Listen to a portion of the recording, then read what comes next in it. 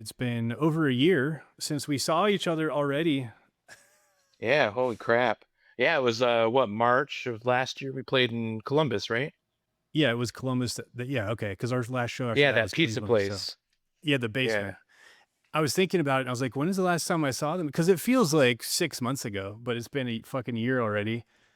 And then yeah, like we were saying before the technical difficulty, we've now known each other for over 20 years, and we're Yeah, officially old 20 as shit. 21 is our guess, yeah.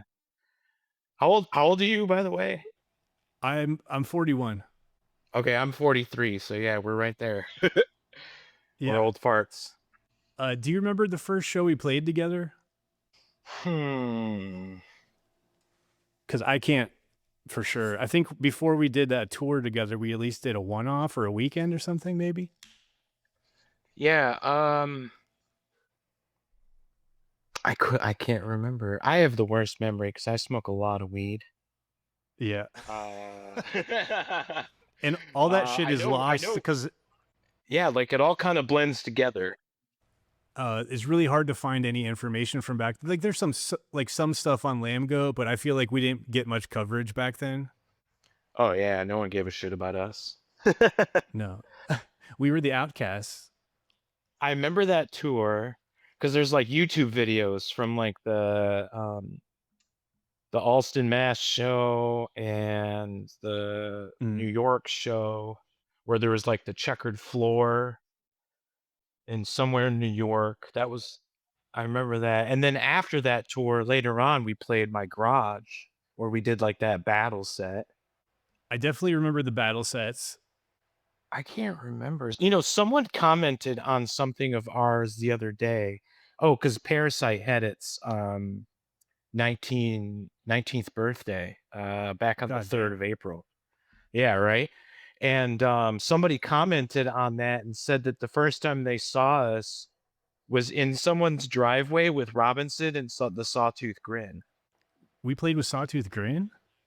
I That's what I thought. I like read that comment. And I was like, I don't remember that happening, but they said it was in like Pennsylvania. I thought they were broken up before either of us did anything. That's kind of what I thought too. I didn't think we ever played together. They're like the OGs of like the Yeah. MySpace grindcore shit. Like they Oh were yeah, before dude. everyone. Them and Cathlin and Phoenix Bodies. I feel like those three bands were like what got me into like that shit. Yeah, I didn't even know like Jeremy was the one who got us like pointed in that direction, which I always say on here. Like he was talking about power violence and grindcore, and I had never even heard of the shit. And we're fresh out of high school. I was just, listening to Corn and Limp Bizkit right before that. So Oh all of hell a yeah. sudden he's like, I want to do all blast beats and this shit. And then but like there weren't all these genres back then. There's like a million more genres than there were. Oh yeah. I was looking at your wiki and it says you guys are an American deathcore band. Yeah. Yep. Oh yeah. The funny thing is, admittedly, I have actually gone in there and edited it to say American Grindcore Band, and someone has gone back and changed it. Like when we first reformed, back in 23, right around the time we released Distractions, and I point over there because there's a picture of it on my wall. But, um, yeah, I went in there and was like, oh, someone's calling us deathcore. That's weird. Which I get, because like, when we first got signed, we toured with nothing but deathcore bands, but that's what was popular then, and like, Right. I don't know, we toured with Psyopus and Job for a Cowboy on the same tour, so it doesn't make Psyopus deathcore. Yeah, I mean, But feel like past the mid 2000s, there was very few bands like you guys, and like Robinson. If we had kept going, we wouldn't have had many bands to fit with other than you guys. And no, Sawtooth was done, and it's like everything was going that deathcore route. number 12 was actually going in like a totally different route. Like where they are now is closer to what they were back in 2007, because they put out Don't Get Blood on Your Rosy, or On Your Rosy Red Shoes or something, right? Don't get Yeah. That sounds right. Yeah. I don't remember the name of it. Anyway, they put that out and it was like the start of like that math death core stuff. And then And they brought the sass. Then they brought the sass like crazy.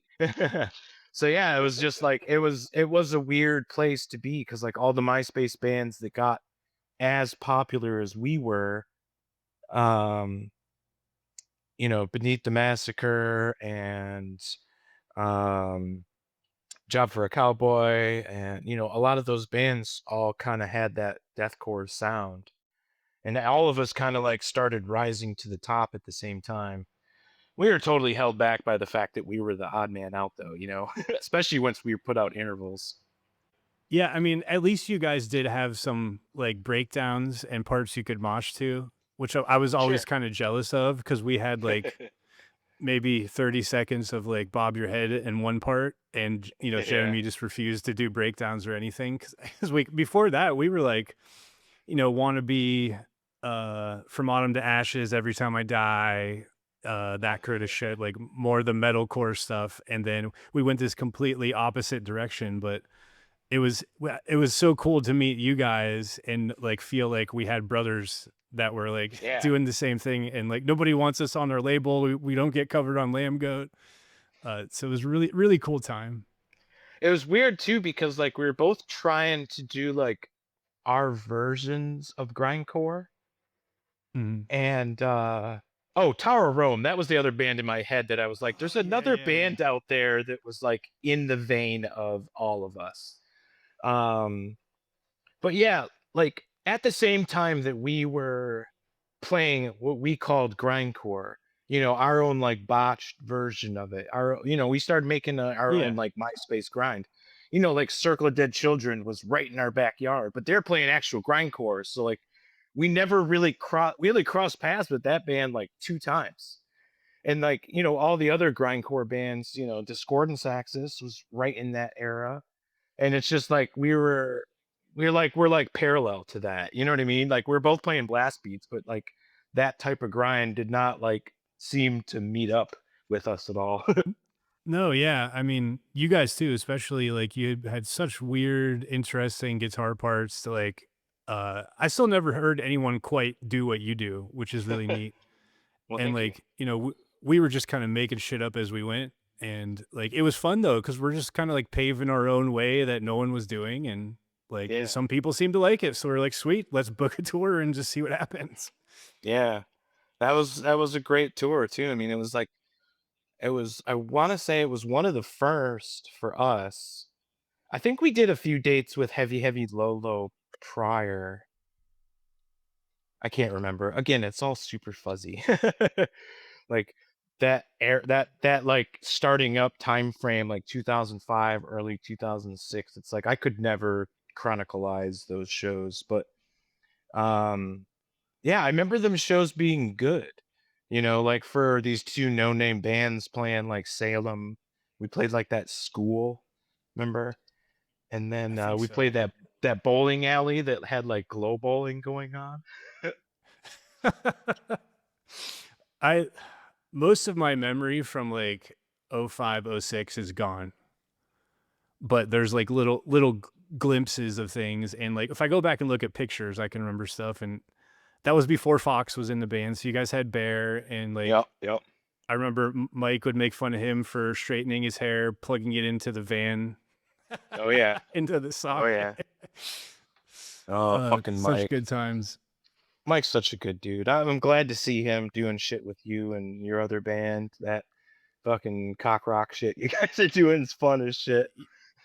Dude, it's so fun because like we had done that like in 2009 after Fast What Was done, Robinson was done. We're just like, let's just make some dirty clutch beer drinking music. It was called Thunder Rider, and Nick from a Second Story Window was the drummer then.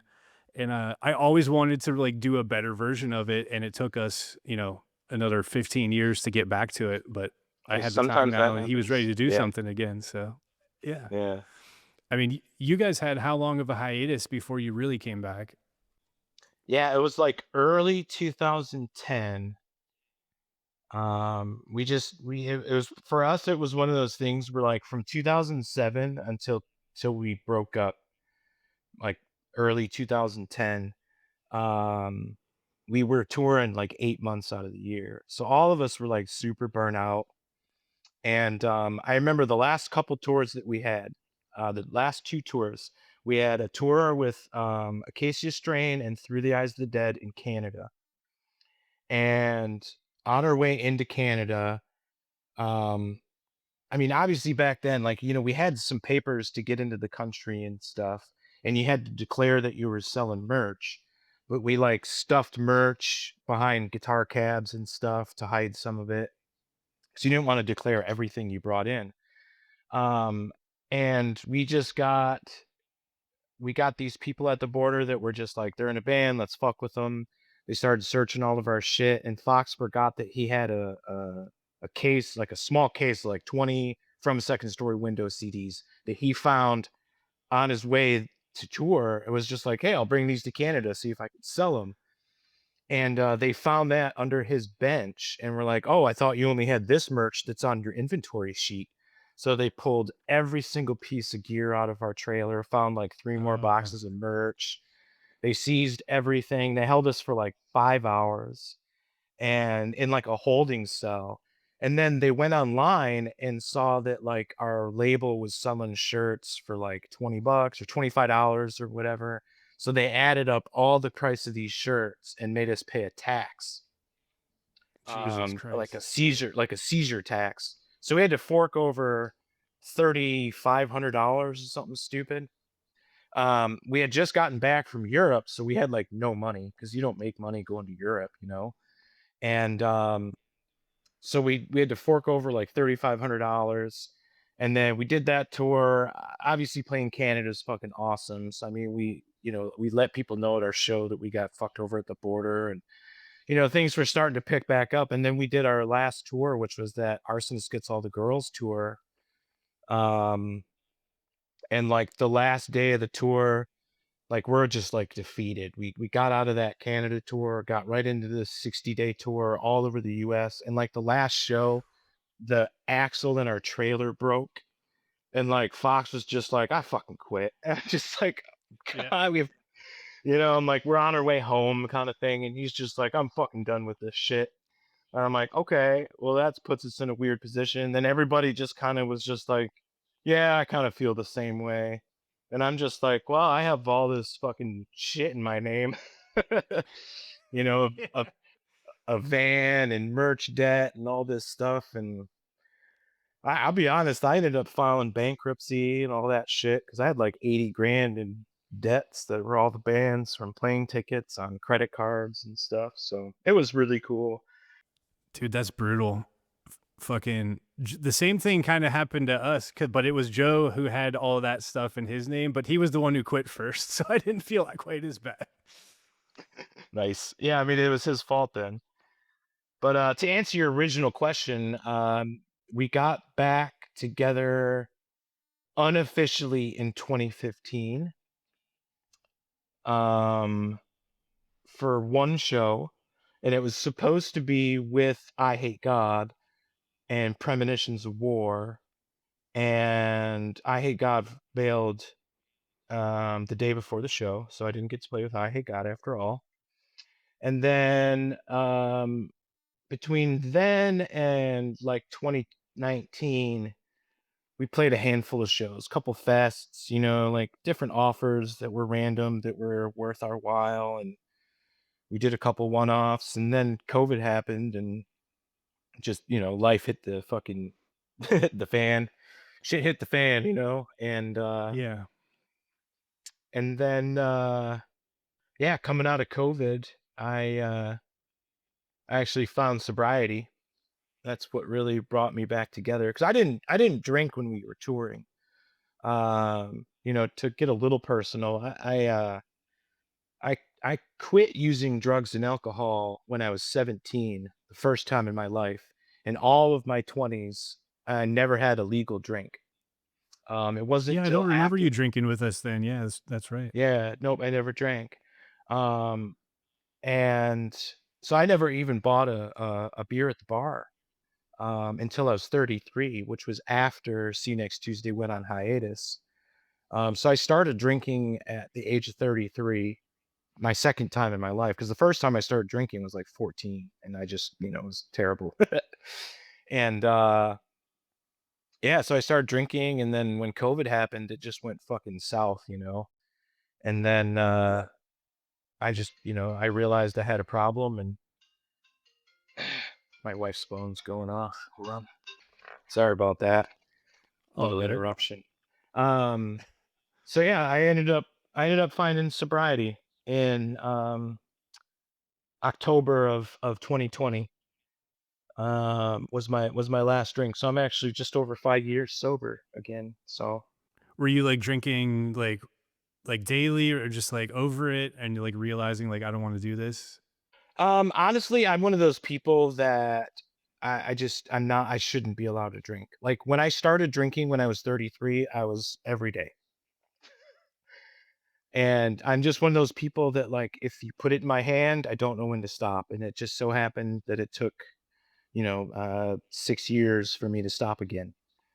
Right. And COVID, it was just over the top because I'm a mailman, so I was working 70 hours. And my wife was at home being she was laid off, so she was drinking all day. I'd get home and she'd like be pouring shots for me, and we didn't do anything but drink. And then it all just caught up to both of us, and we're just like, this has got to stop. And yeah, so it was a much needed thing. Like I drank to excess every day for 6 years. Good, man. That's good to hear. Yeah, thank you. And that's why distractions was called distractions. It was my literal distraction. Writing that record was 100% what like got me through those first like 6 months of sobriety. Like when you're still like, oh, I could just go to the store next door and buy a bottle of gin. It's fine. What's gonna hurt? Mhm. And instead, I would go in my studio and try to write riffs. So, and then it just didn't stop. Did you know you wanted to do a See You Next Tuesday record? Was it going to be something else first or just like let's see what happens? Um, See, next Tuesday's always kind of been like my identity almost. As weird as that sounds, like I'm the one that started the band. I wrote like 97% of the music. And I'm not trying to like take credit or discredit any of the other members. Everybody had their input, but like it's always been kind of like my brainchild. Um, but I guess when I started doing it, I was thinking of See Next Tuesday, but I didn't know if it would become See Next Tuesday necessarily. I guess it was one of those things where I didn't know it would become anything. But in the back of my head, if it became something, I'd prefer it to be See Next Tuesday. It wasn't until I was about 4 songs in that I had written 4 songs, um, that, like, I reached out to the rest of the dudes and was like, "Hey, I think I'm writing a record." So it did take a few songs before I was like, "Oh, okay, I think I'm actually onto something here." Right. And was everybody down at first? Like obviously Andy didn't rejoin you this time, but were they like fuck yeah, let's do it or did it take some convincing? Well, I should preface that Rick was already kind of back in the band because, like prior to COVID, we had played a few shows. So we weren't necessarily like still on hiatus. Because 2019 we played a show, so it was only like 2 years later that so like the four members were kind of decided. Rick was in the band technically. Like if we were to have gotten a show offer, it would have been me getting a hold of Andy, Rick, and Fox. Oh, okay, gotcha. So like we had kind of already like felt a group still. Like we didn't say we were broken up again or anything like that, but they definitely didn't think I would be writing a record, I guess. But yeah, like I reached out to them. I sent them the songs because I record all of our own stuff too, since distractions. Um, so like I can just I was writing it as I was recording it, type of thing, and I was able to just export the songs and send them to them, and um, pretty much. Well, because distractions is programmed drums. I don't know if you knew that. Yeah, yeah. Um, Sounds fantastic. oh, thank you. um, I I did all of the music on that. It was kinda like I said, it was my distraction. It was what was getting me through sobriety. It was getting me towards my goal of sobriety. So we never had a practice. We never got together as a band. It literally was just like in between day to day life. I'd get out of work, my wife would go to bed, I'd stay up late and write. So everybody was kind of on board, and Andy was actually even like, "Yeah, when you're done, I'll learn these drum parts and we'll record it." And then we start getting to where we're at like 6 or 7 songs. And I remember like getting together with Andy and like trying to get him back into like practicing and try, him and I got together and just to go over like the new stuff to kind of get him prepping for going into a studio. Because at that point we had already been talking to Good Fight, which was Rick and Carl from Ferret, for those listeners that don't Right. know. So we already been talking to a label and stuff, and like we hadn't decided where we were gonna go record drums because at the time I didn't have the gear to record drums.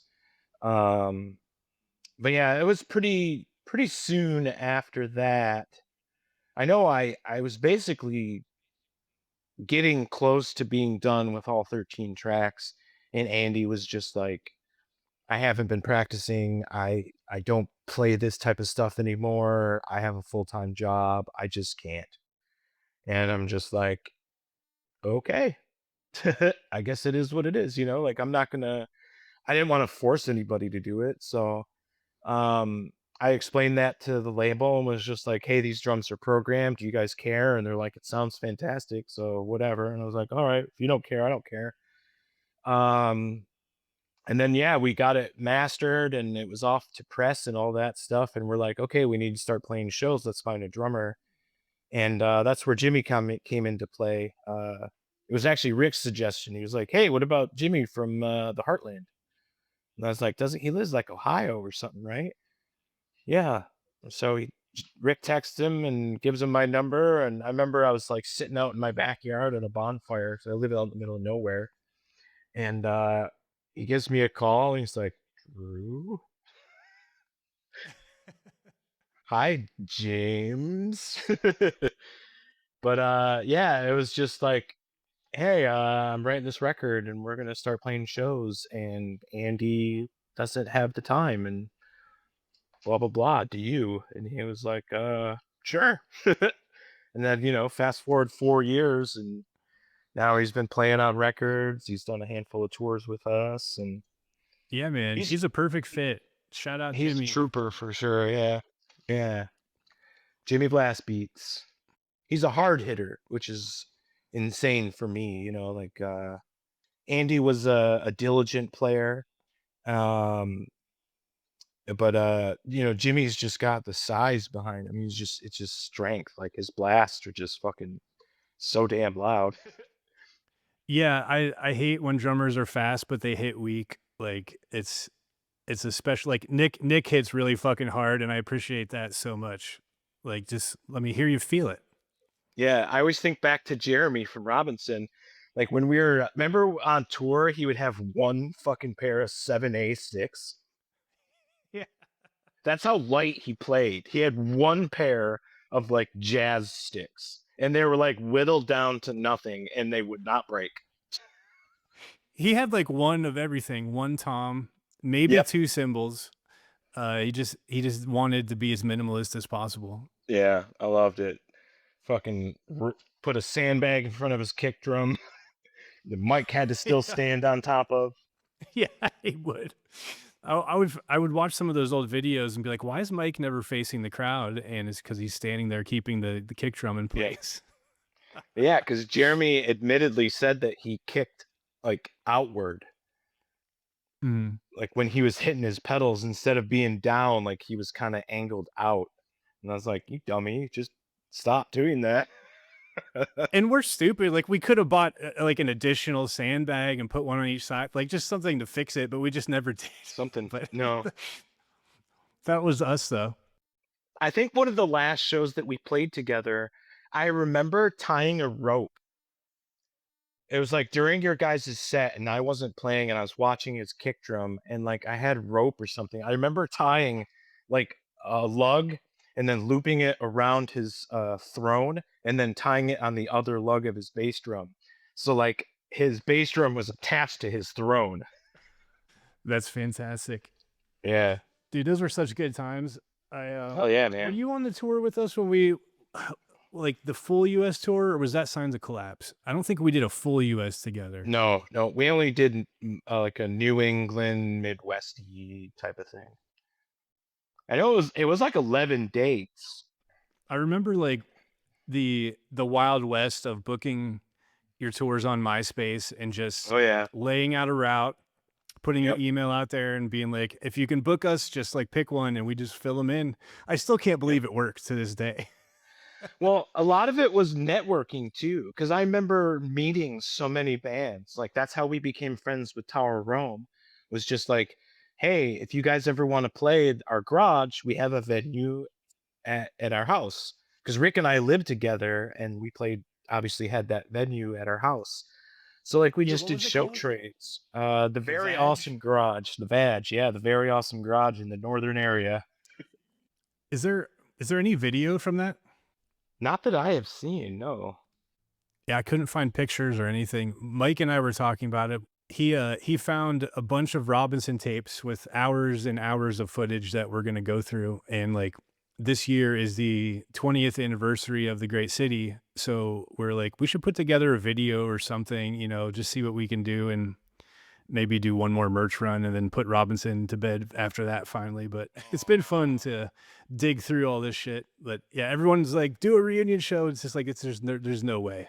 We need No? Jeremy. He's like in Japan welding shit. Oh, okay. Um yeah, and I don't know if he even would be into it. I'm guessing no. I don't know if he's played drums in the last decade or what, but it Right. would be fun, but I don't think there's not a chance in hell it could ever be done. Yeah. I mean, you could probably convince Jimmy to do it. He'd probably be floored. Oh, he already asked me. I think I was Oh, like, I bet. Yeah. we That's would never funny. do it without the the original members. Yeah. That would be the only How's way. Greg? What is Greg alive still? Greg's alive. He's tattooing in Pittsburgh. Oh, that's right. I knew that. I did know that. This shirt was his band Constant Hell. I think they broke up last year, but Oh, yeah, okay. he's been doing shit. He's doing good. I did know he was tattooing. I did know that. But Yeah, good, he's good been for doing that him. forever now. Yeah, he's doing good. That's awesome. Um, but yeah, dude, I really like Distractions. I think that is my favorite release from you guys. Oh, well, thank you. I listened to that today with the new EP, and I don't know. It feels really focused. It feels like putting myself in the same thing, like having a long break from writing from a second story window stuff or anything. You probably Yeah. had a lot built up in your head over the years of like, oh, I would have liked to have done this or that, and then it all just comes pouring out. Especially when you're quitting drinking and you're just Yeah. putting yourself into it at late nights, and like that's the best fucking feeling in the world is to just like get lost in something like that. But I think it's a great record. It just feels really focused and Thank you, you. you know. Yeah. Well, thank you. Um, I know like the recording and like doing the drum programming as I was going, there's a lot of um like synchronization to it because of that aspect. Like I could go back and just move a snare drum a little bit or something to make everything line up. So it does have a lot of synergy to it just because like I'm essentially playing all the musical instruments. I'm just recording them all separately. But it was a weird experience. Now that we have this like ability to do that with technology compared to back in the day, do you feel like it made you a better songwriter? Because I feel that Absolutely. definitely did that for me. Absolutely. Absolutely. Well, especially like every release we've had since, like Asymmetrics, for example. I recorded all of that stuff here as well. But that was like I recorded Jimmy first, and like we just recorded drum patterns and stuff, and I like pieced it all together and created songs and then wrote over top of those drums just as like another way to challenge myself from writing. So it's like I feel like the creativity is unmatched. Being able to just engineer and produce while you're writing.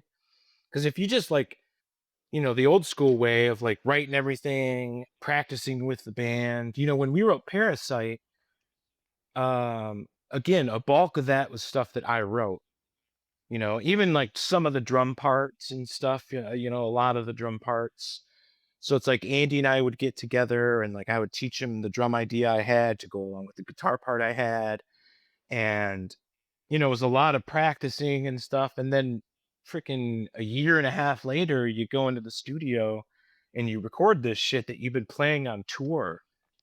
And now it's like the totally different. Like we will write a song, record it as we're doing it, and then release it, and then go back and have to relearn it Yeah, just to play it live. that's it is really weird. It's like backwards now. Yeah, exactly. But I do agree that it like arrangement wise, like the just the pure, the ability to be creative is unmatched with this. Just because like you have so many like you're in full control of every aspect of it, like I said, if you want something to be faster or if you want it to be out of 4/4, that's another thing that I did on a lot of these records that I remember.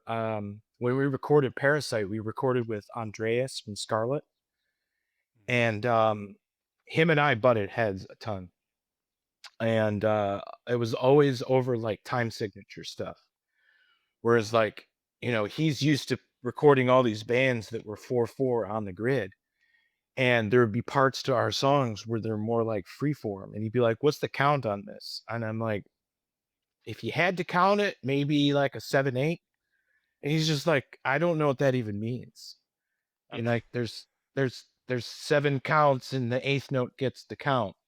He's like, "I don't even know what that means." So we'd get like in these arguments about like whether or not this made sense. And I'm just like, just push it, just do it. Who cares? Turn the grid off.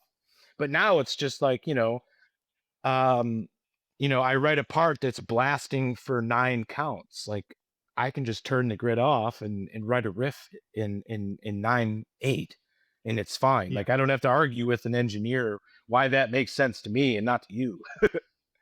Yeah. I love it because we in any band I was ever in until now with the latest 3 from a Second Story Windows songs we did, we were never on a click. No, I guess we did that with Conversations, but when we wrote, it was just feel and free form and whatever, especially Robinson. And that was all weird counts too. Blast for 3, fill, blast for 6, fill, 9 count, 8 count, just whatever Jeremy made up. And now like having my hands on it as the because I'm kind of in the same position. I would write every instrument and show the guys and they would put their own flavor on it, whatever, like this time Yeah. around. So I'm like in the same boat of like I'm loving this. I can take my hands off it and hear it instantly. I can drag that snare here, like you're saying, or do this, or let me try a different bass line there. It's shit that you just cannot do in a room full of 5 guys all like goofing around and being stupid. And it's just way, I don't know, there's like way more attention to detail. And like you said, like you can record as you're going too. So, and then just send it to anybody and they can go, "Oh, I'll do this or that." I have a confession to make that I just realized, and now that I'm like actually sitting down and talking to you about it. So you're familiar enough with Distractions, you've listened to it. There's those two short songs on there that are like noisy drums, track 5 and track 9, I think they are, Okay. Yeah. where they're like little 30-second songs and they're mostly just like drums and noise and Fox screaming. There's no guitars in Yeah. them. They're kind of like electro grind.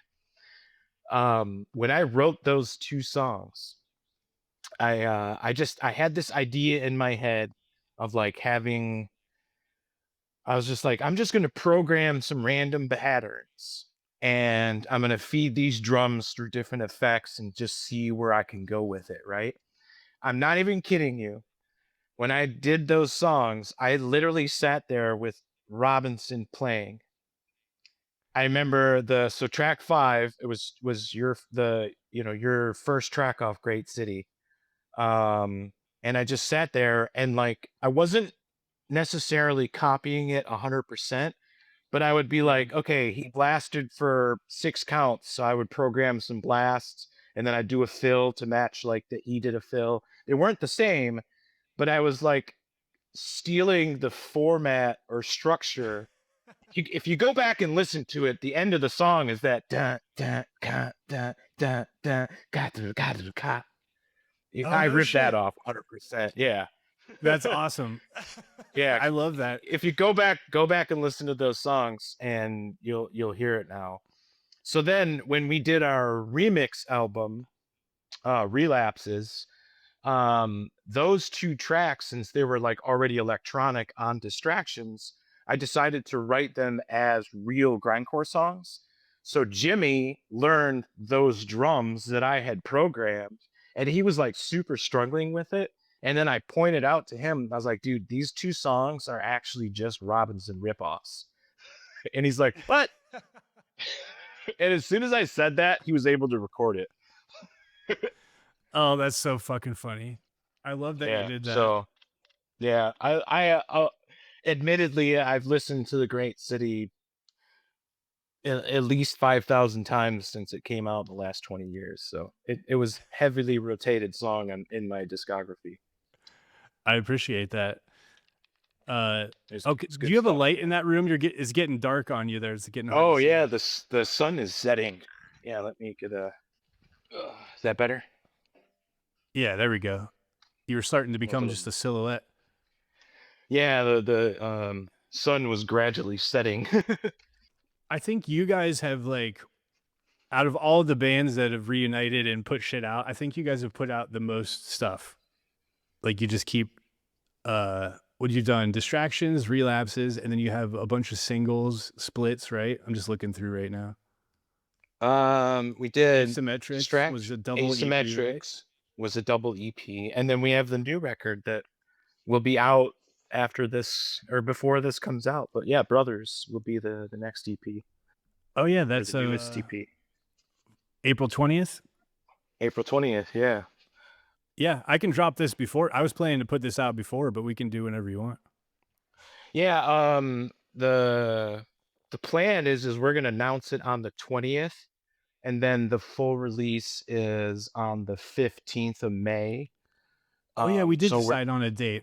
When was that you wanted it I to think drop?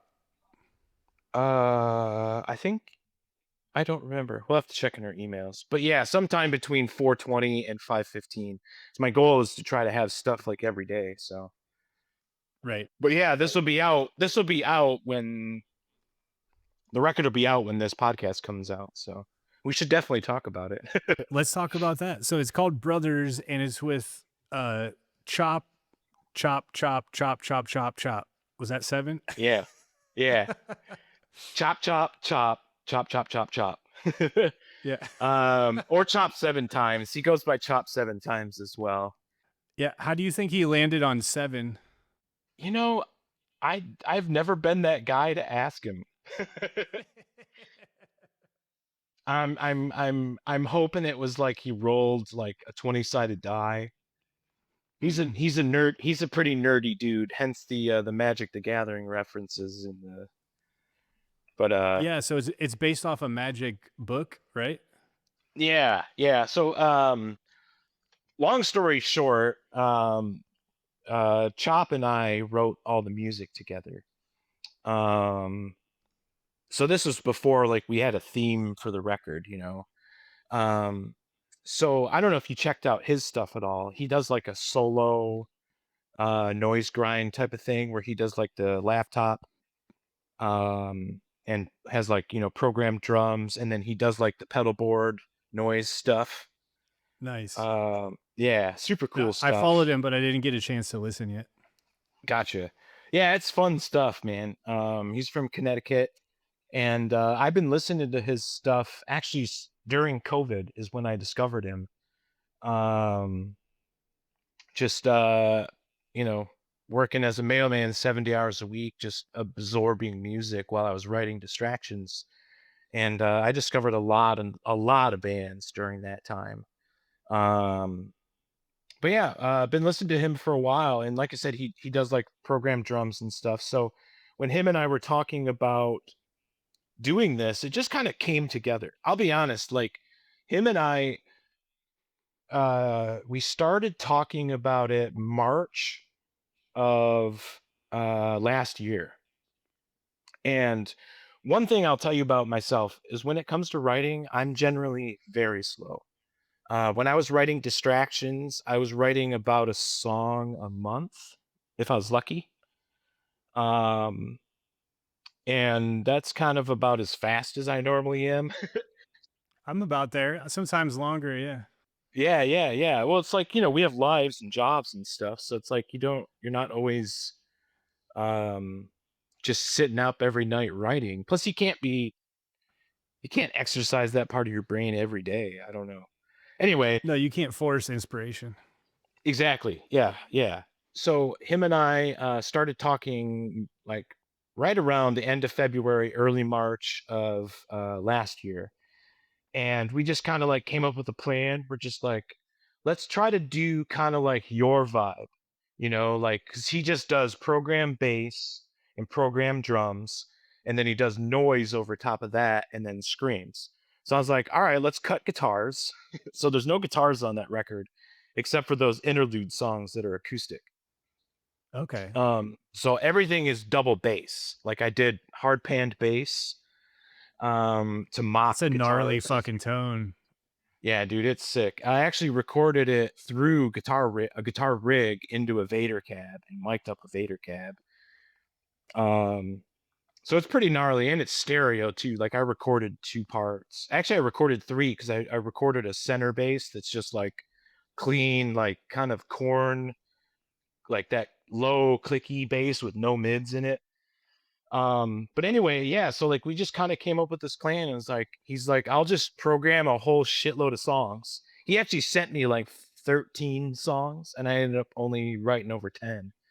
Um, but yeah, he just sent me a bunch of programmed drums and I just started writing. And dude, I have never felt more inspired in my life. Like, I'm not even kidding you. I wrote and recorded all the bass riffs by the end of March. And he sent them when? In the beginning of March. Oh shit. Literally in 5 weeks, I wrote 10 songs over his programmed drums. And the funny thing is well, not funny because it kind of caused a little bit of drama in my band, but I didn't even tell anybody about it. Like it just kind of happened. Like him and I were just like texting because Chop and I became friends a couple years prior, just random like um I started following him on TikTok and he does like these music reviews and stuff on TikTok, and then we just started kind of talking. So him and I were just messaging one night and I was like, man, I'm feeling inspired. I've been wanting to do something different, blah blah blah. And it, like, all just kind of came to fruition. So I wrote this whole record and then like I told everybody else in my band, I was like, I wrote all this shit. And they were like, "Oh, cool. Thanks for talking to us about it." I was like, "That's not the reaction I expected." Um, so then like Jimmy was like, that sucks that I didn't get to play on this record. And I was like, well, wait a second. Who's to say you can't? Um, so we ended up brainstorming and I was like, let's do like a hybrid real drums and program drums. So if you listen to the record, there are actually two separate drums. There's some stuff that we kept that was his program drums. They're really insanely stupid fast stuff. The really like really really pingy snare. That's the fake snare. What And I is that? used the There's same. like a sound that sounds mechanical with like I think it's the kick on some of those programs. It sounds like a fucking nail gun or something almost. It's Yeah, insane. it's like it's a bell ride that he programmed like 64th notes. So it's just like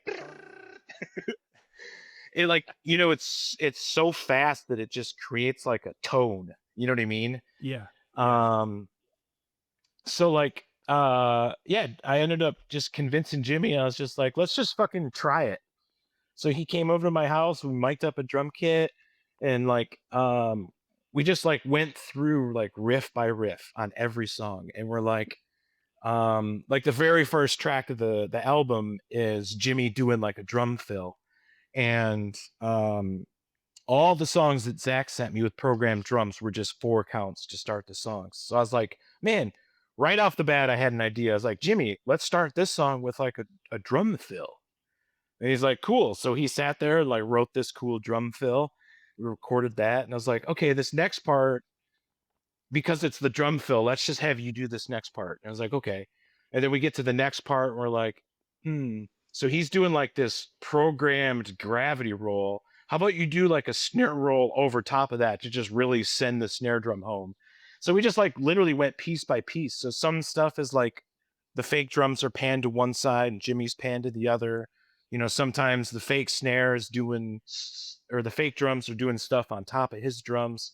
When I do drum fills, like sometimes the toms will go like they're panning in different directions and stuff. There's a lot of like stereo field stuff that I did, but I kind of was like, when I came up with the idea, I was like thinking of like Slipknot. You know what I mean? How Yeah, like I was just they gonna have say that. Yeah.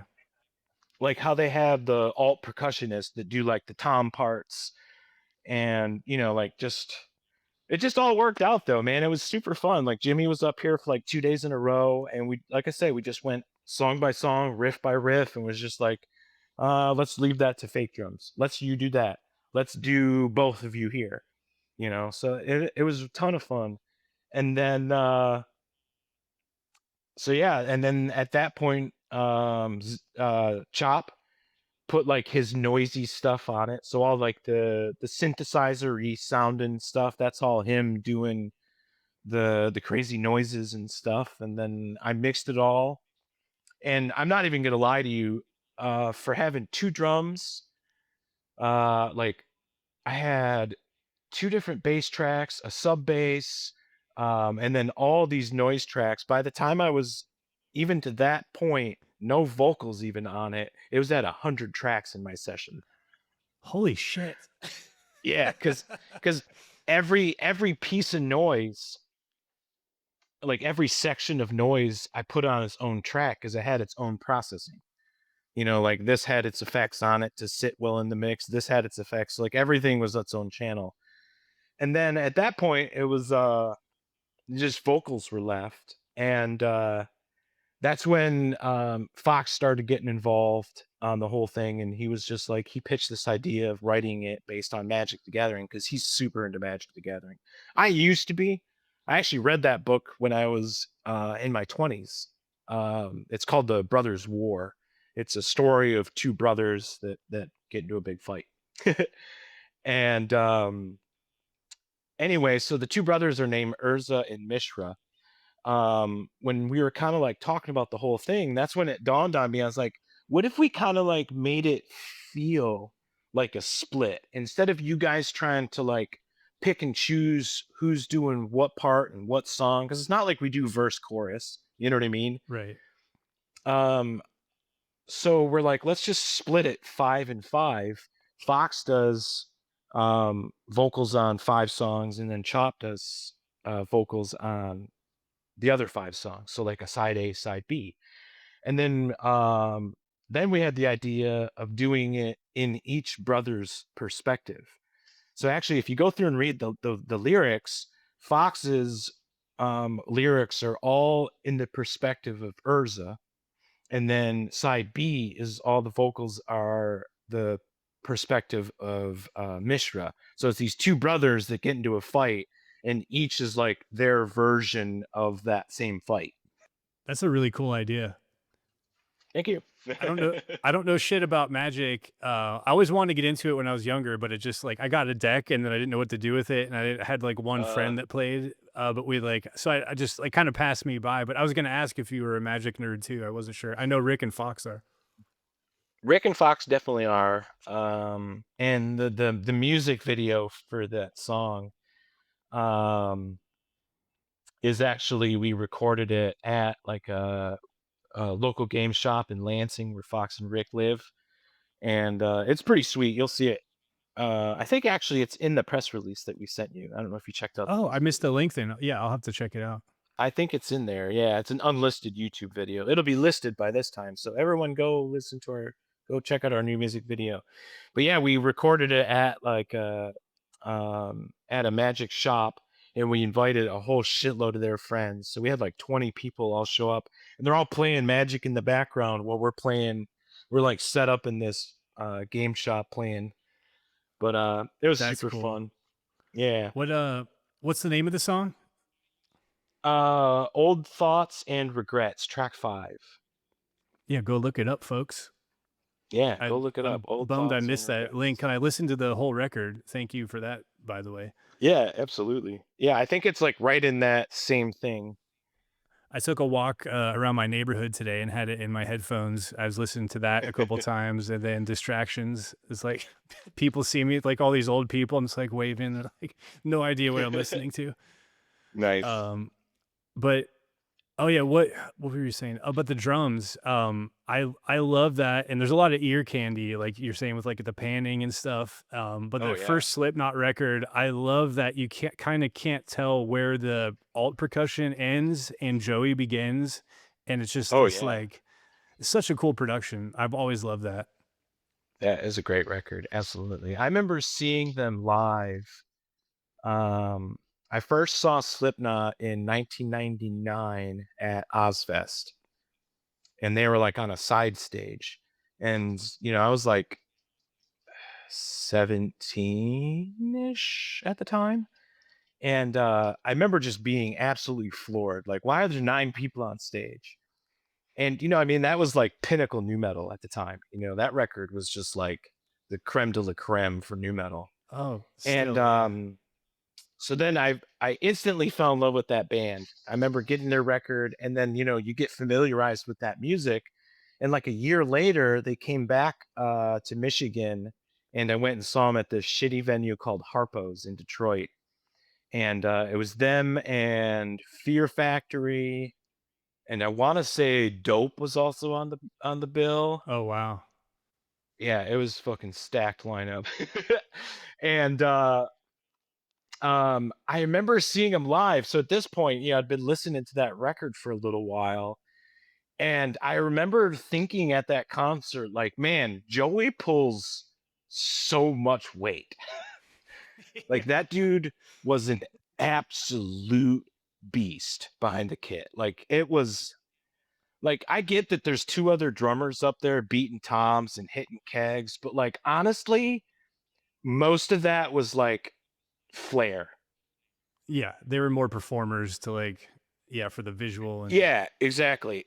For the ding and the cool stuff. And yeah, I get it. It's a gimmick. It's super cool. They got the masks, whatever. But like, dude, I remember seeing that show and being like, holy shit, dude, that their drummer fucking holds it down. And then because I was, a young kid, after the show, we went out around back at Harpo's and was like waiting by the bus to hope to meet him and stuff.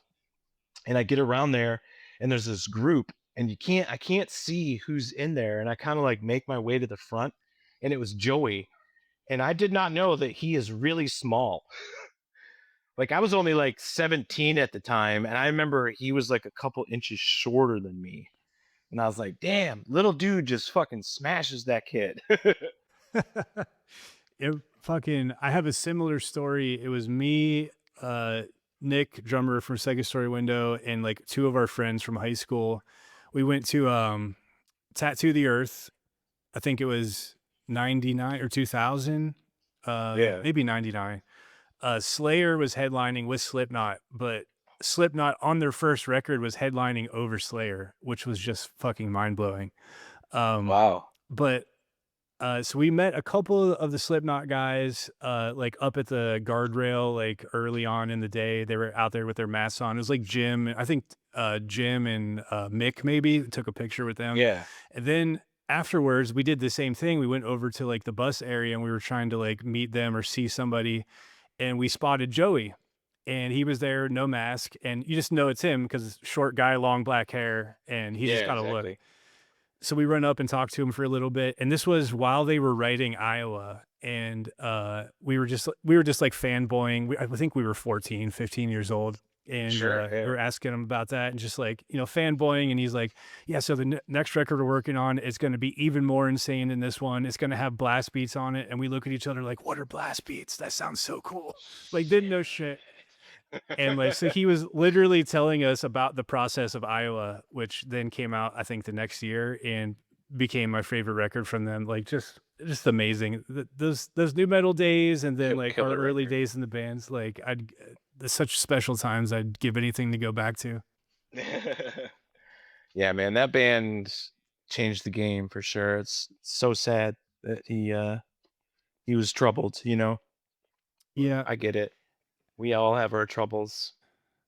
Yep. They haven't put out anything in a long time I've really loved anyway. So I always listen. I always give it a chance. But after those first two, the third one has some good I shit on it. But I three's good.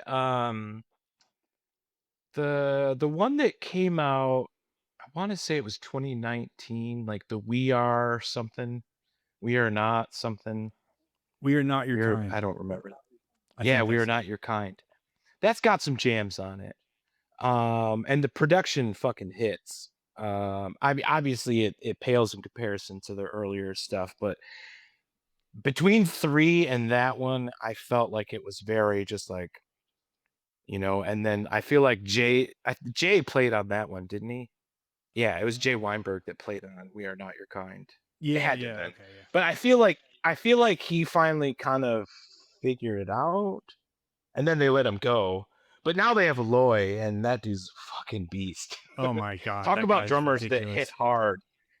No shit. Like I had he inspires me to go play guitar watching him play drums.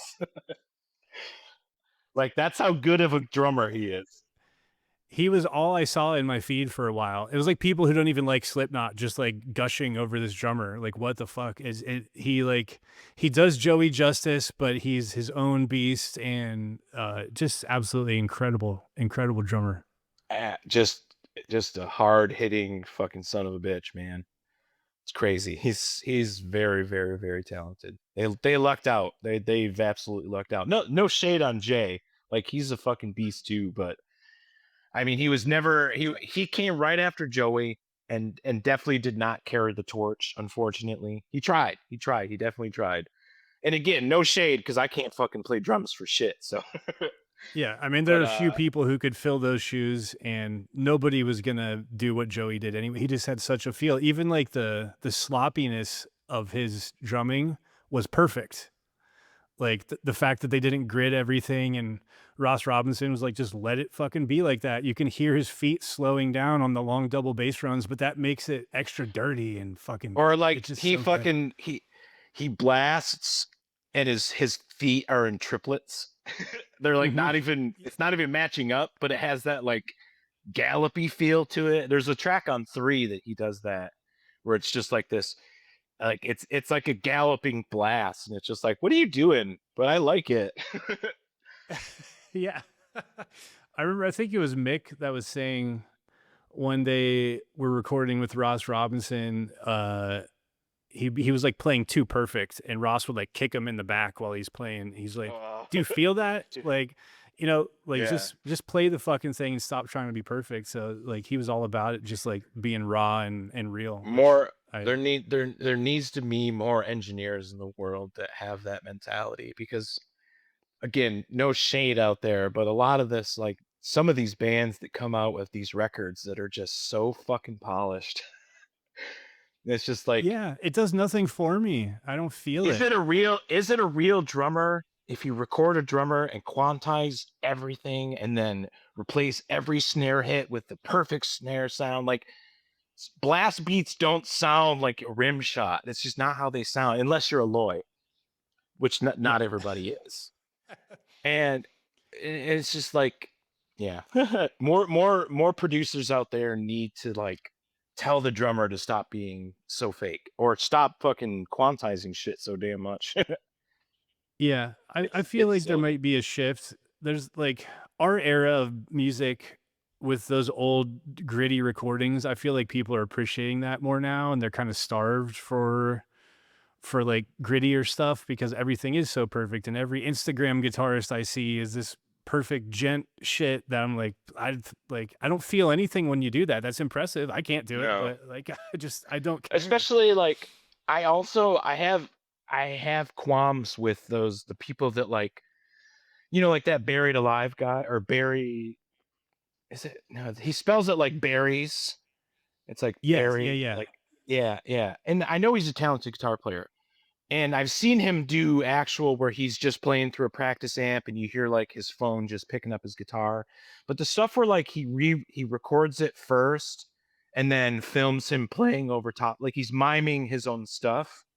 I yeah. understand the purpose of it because in all it sounds good, but like as a musician that's trying to watch you, like that doesn't impress me at all.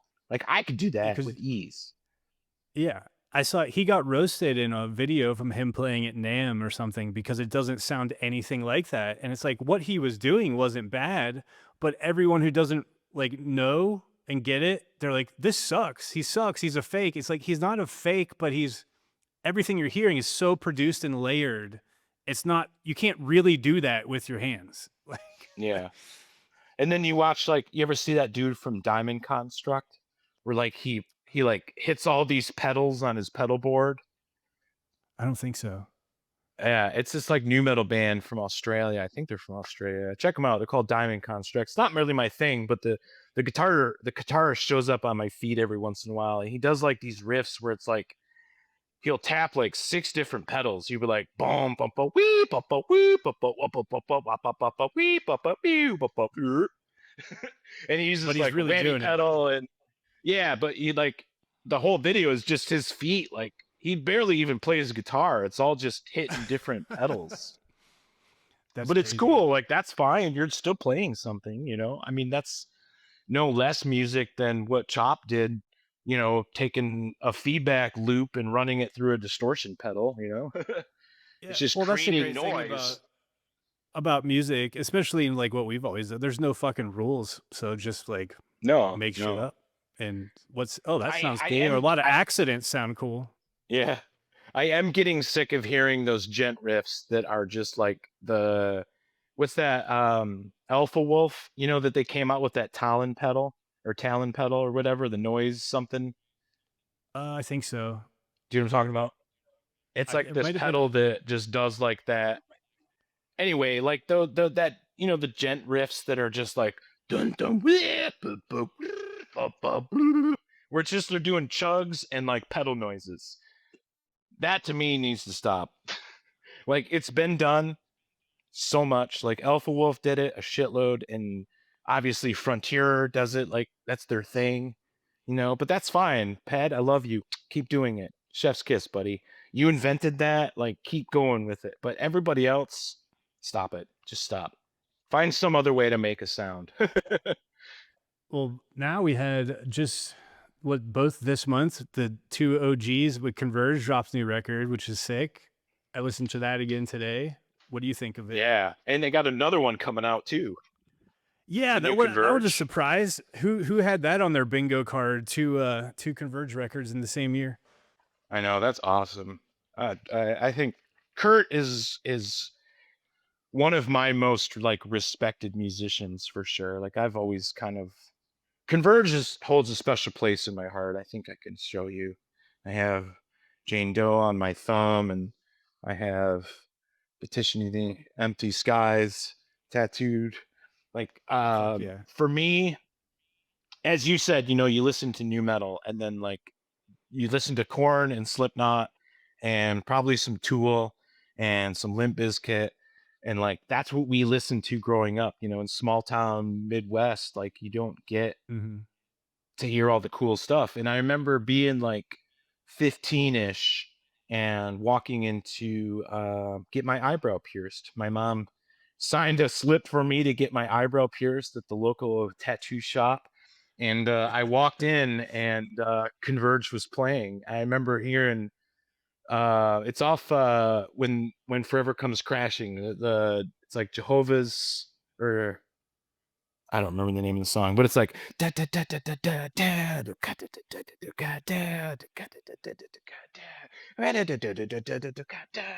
and I remember hearing that and being like, "What the fuck is this?" I love it, and it was all down here from there. Yeah, I think When Forever Comes Crashing was my intro to them. Yeah, um, but yeah, I mean, ever that was they've always held a place in my heart. Like I don't go listening to Jane Doe every day or anything, but um I still respect everything they put out. I even loved the last one that they did with Chelsea Wolfe. I listened to that record nonstop when it first came out. And honestly, the fact that Kurt Ballou put a Rainbow Machine on a track, the Earthquaker Devices Rainbow Machine pedal, you know what I'm talking about? Oh, what does that do? No. Oh, okay. It's a pink pedal by Earthquaker Devices that does like this.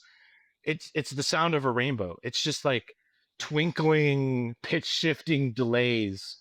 It is the most unusable pedal ever. And I don't know the story, but I'm sure that somebody like had to have made a bet with Kurt or something, because the third track of that Chelsea Wolfe record that they did has a rainbow machine on it. And I remember hearing that and being like, wow, he did it.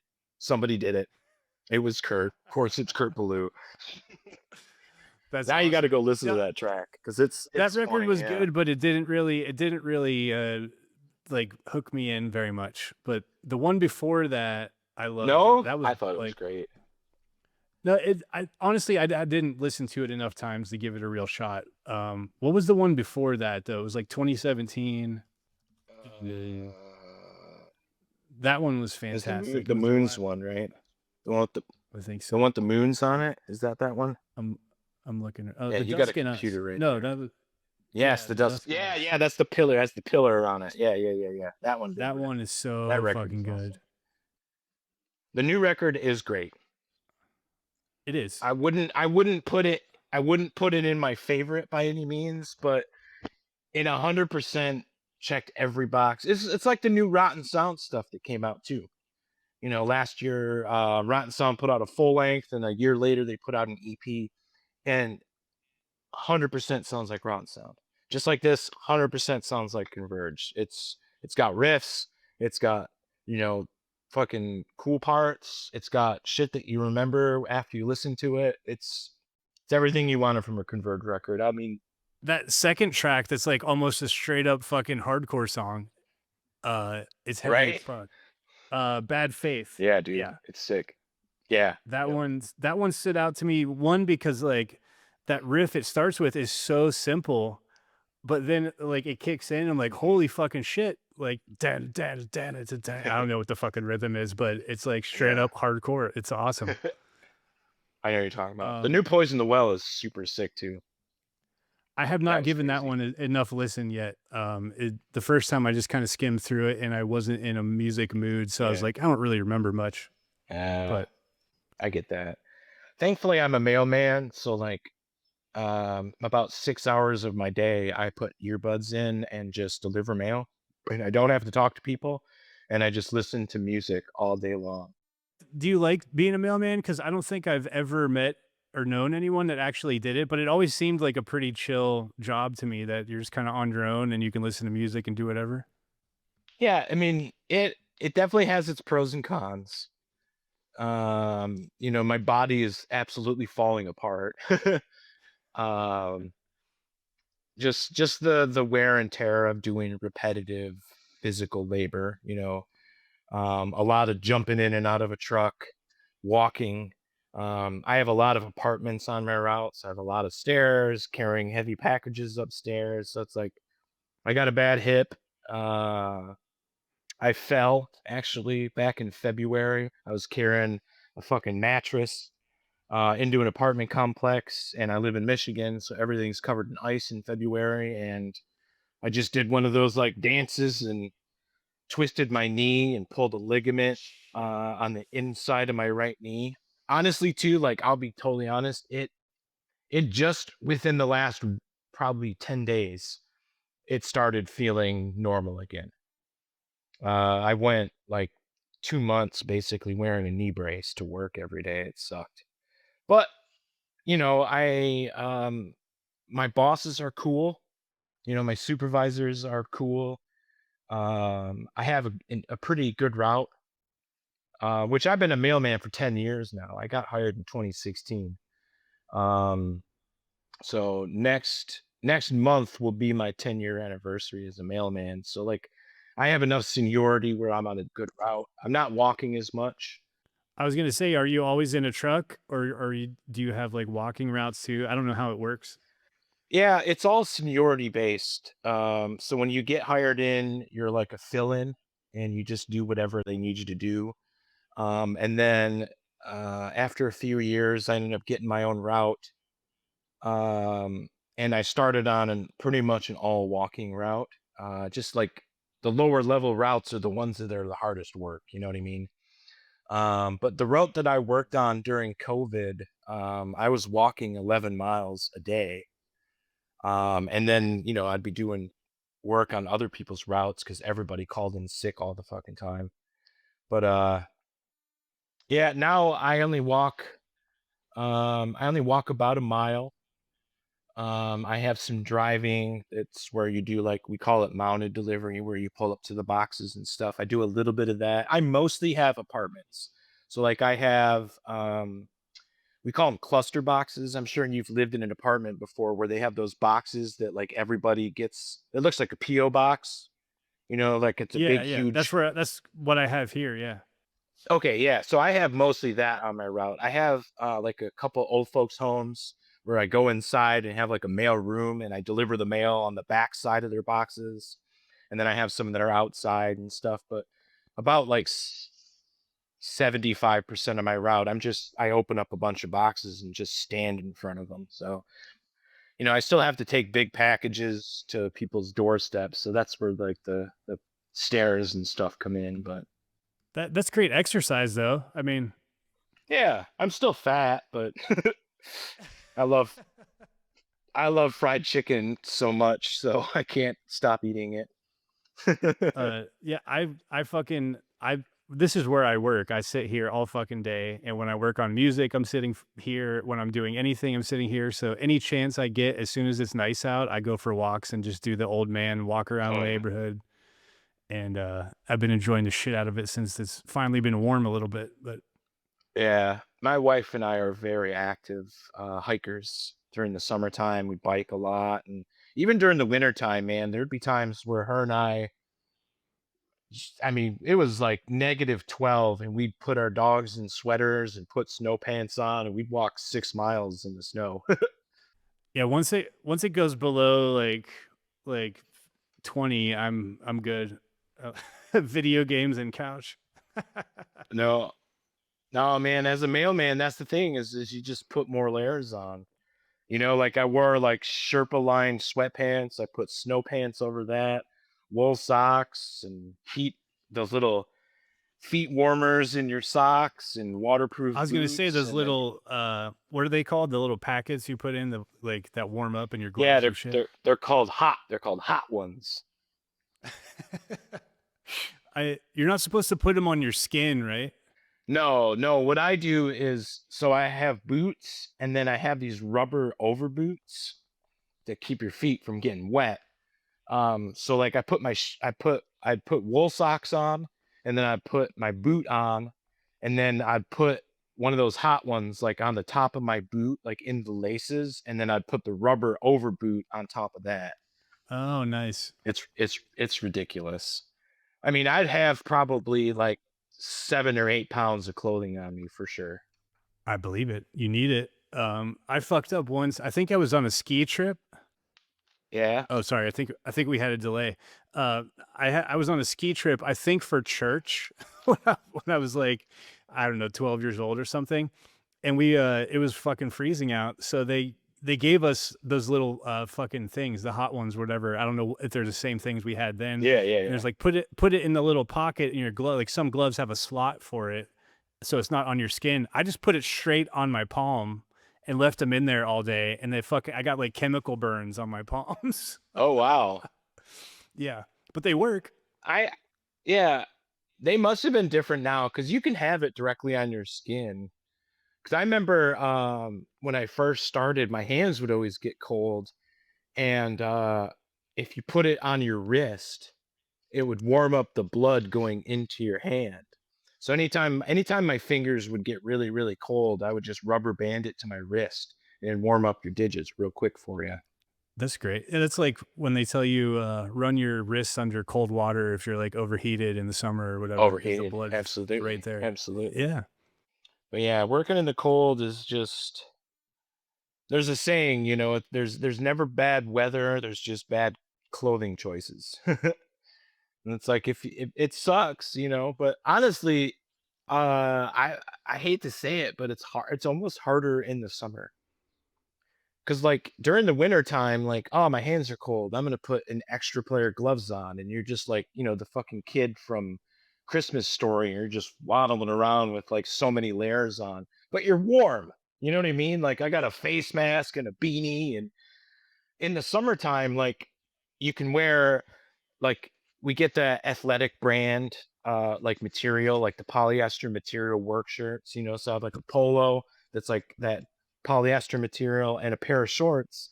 You wear, the thinnest athletic socks and a pair of shoes, and that's like the bare minimum you can wear for clothing. And like you can't take more off.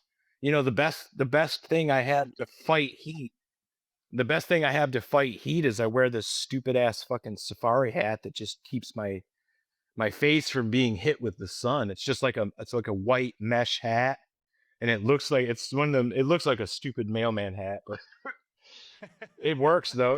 Like not walking around in the direct sunlight is a very, very big difference. Oh, for sure. Does your truck have AC or is it? Fuck no. Fuck no. I have a little fan.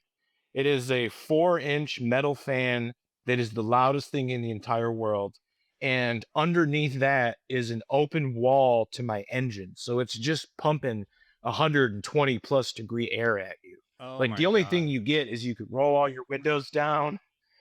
And if you get hot, you find shade. Luckily, I have some apartments that are indoors. So it's like when I get really hot, I can just jet over to those apartments and just go inside for 5 minutes and splash some water on your face and stuff like that. But it's brutal. I mean, being out in negative 25 degrees with 20 pounds of clothing on, it sucks, but it's nowhere near as bad as being in 6, 7 hours in, because in Michigan, it gets 90s, and where I live, I'm next to a bay and swamp, so it's like it's humid here. Like you're sweating. It's tough. Yeah, and if you don't Summers are have tough as AC a in your mailman. I'll truck, be honest. there's nothing much you could do.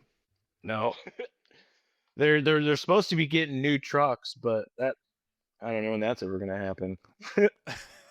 When you got the job originally, how did you come across it? Were you just like, I just need a job and fuck it, let me try it, or? Yeah, I worked at a Guitar Center.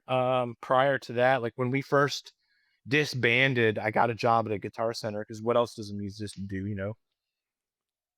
And I worked at that Guitar Center for like 2 years, and I ended up getting the store. So I was the general manager after a couple years, and I was the general manager up until 2016. So from 2010 to 2016, I was working at a Guitar Center, and I actually got fired. um, it's kind of a long convoluted story of how I ended up getting fired, but basically they changed a whole bunch of shit. I went from having the coolest district manager. He ended up getting fired because they cut a bunch of district managers, and I got this absolute fucking piece of shit asshole that just was like literally the type of person that would call me on the phone and I have to hold the phone away because he'd scream at me. Like he's just Jesus. absolute piece of shit. And I was one of the better stores in his district too, which is stupid. And I just gave up, man. I just gave up. It just the job didn't resonate with me. I don't do getting yelled at all. Like that's not me. You know what I mean? I've always been like a diligent, hardworking person. Um, but yeah, I just gave up, and push came to shove. I got fired, and so I just kind of did like odd jobs for a little while. I worked part time as a painter's assistant, and then I worked for a company like rebuilding decks, refinishing decks for a little while, and just random outdoor shit. And Yeah, I saw on Indeed that USPS was hiring, and back then, back in 2016, they started off at like $16 an hour, which is insane because like they start you at like 23 now. Um, and yeah, I applied, and I applied to like three different post office in my area, and I ended up getting the job. And it's just kind of now. I mean, now it's just like it's a good job. It pays well. I have good insurance, and you get time off, and No, it that's nice. works. I haven't had fucking benefits like my entire life because I've always been a freelancer. So I'm always jealous. Like I trade all the security and probably more money if I worked for like a legit company, had a job, but I have a lot of freedom. So I work from home, which is nice. Being a being a But 1099 employee is absolutely the best. yeah. And like I've never had health insurance after like, you know, whatever year you get kicked off your parents when you're in your Yeah, 20th.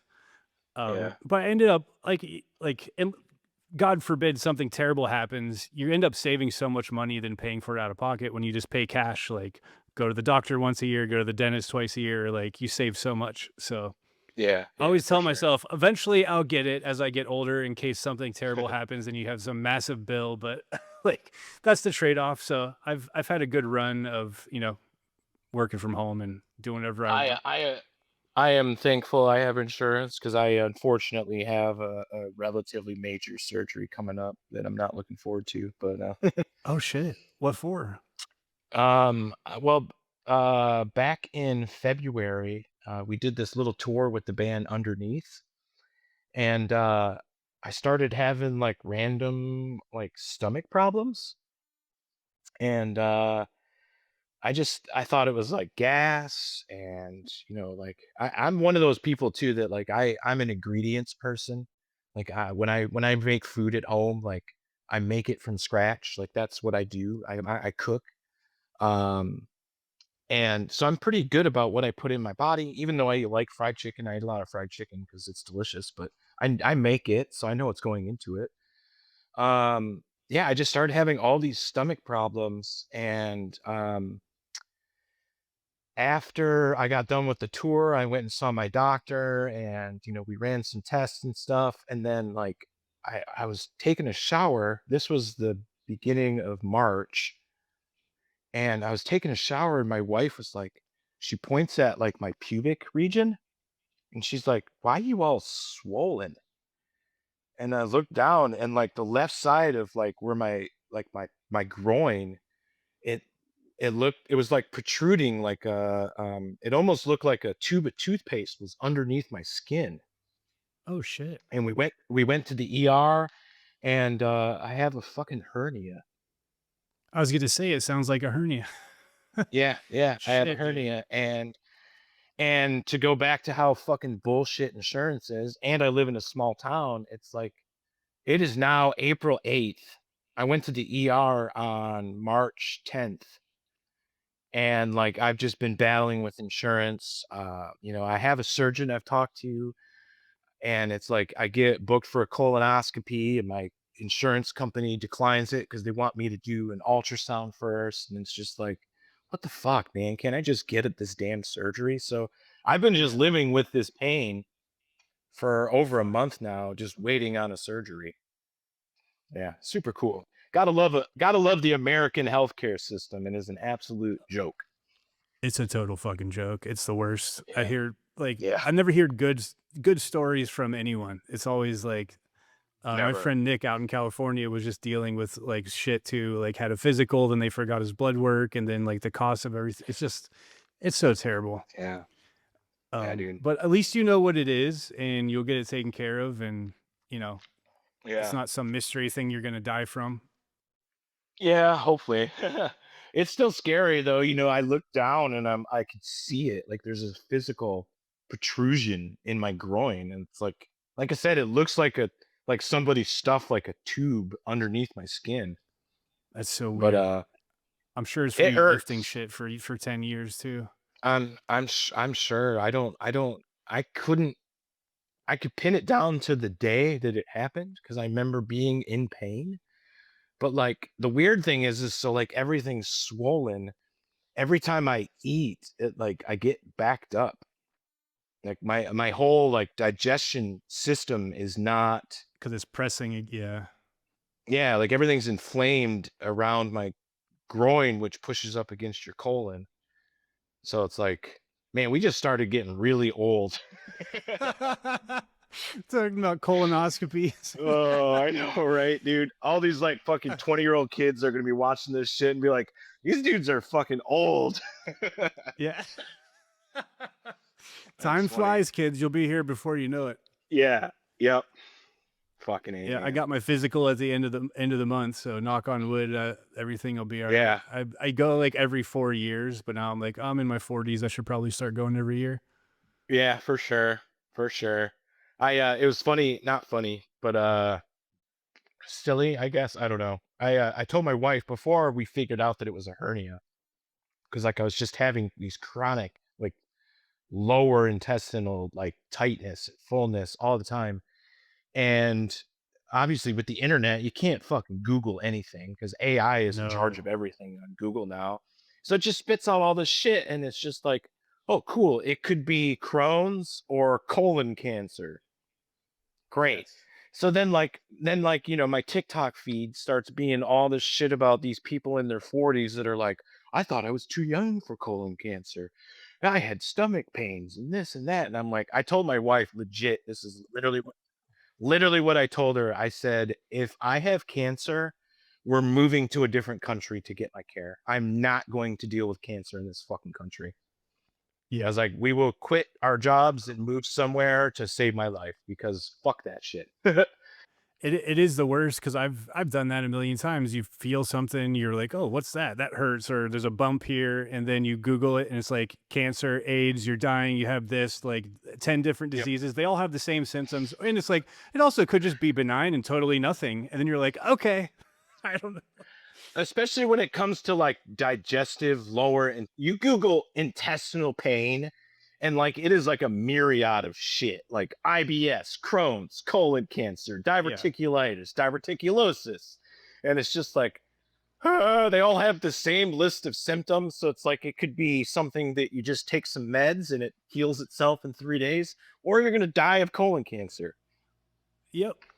And then there's like an offshoot Yep. from every one of those that you click where it's like, oh, it might be my thyroid. Oh, it might be something in my brain. Oh, it might, and it's just like it's never ending, and you just scare the Yep. shit out of yourself. So yeah, Yep. just go to the Yep. doctor, folks. Gotta love it. Yep. Save yourself all that. Yep. Um, If you got insurance, oh, go to the doctor, pay the $25 a year and get your checkup, kids. what was I gonna ask you about? Oh, that. So you guys played a show in a fucking mall. Hell yeah, dude. That was rad as shit. I had a bunch of questions. Like, was that open? Was it? Is it like a abandoned mall? Like, what the fuck was that? Okay, so it's the town over that I live in. So I live in a town called Bay City. The next like city over, which is actually like the biggest city in my area. It's around 70, 80,000 people.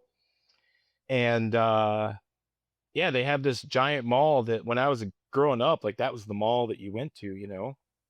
And now it's like I think they're like the food court's closed.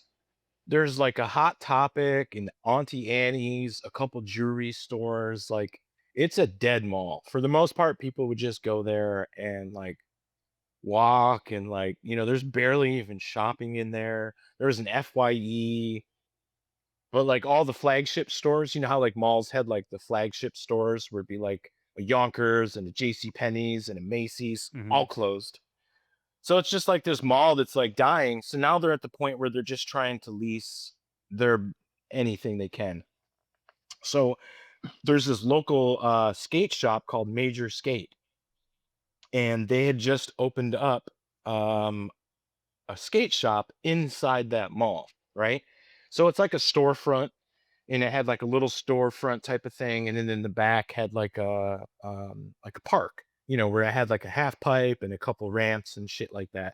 Not huge. I mean, it was like the size of your standard like Spencer's Gifts. And they it was them and this local band here called Piss Soup.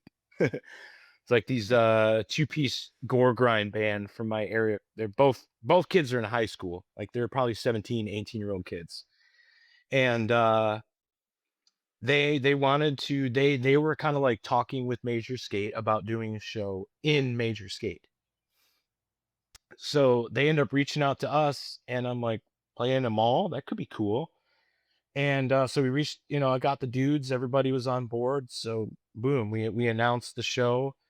See you next Tuesday, and a couple other bands playing at Major Skate in the mall.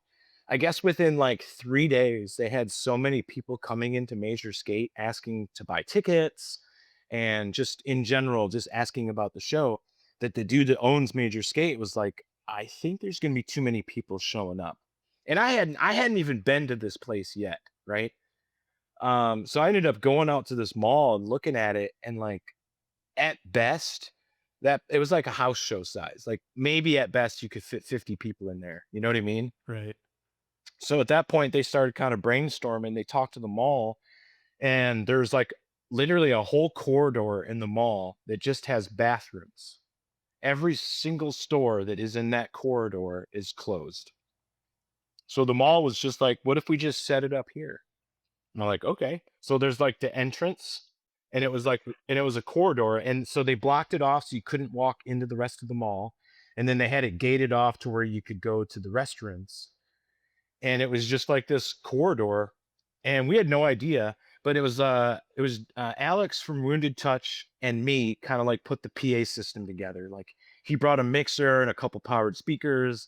I bought a couple powered speakers. We both brought mics and mic cables, and like I brought some lights, and we just kind of put this little stage together. It was like a floor show type of thing.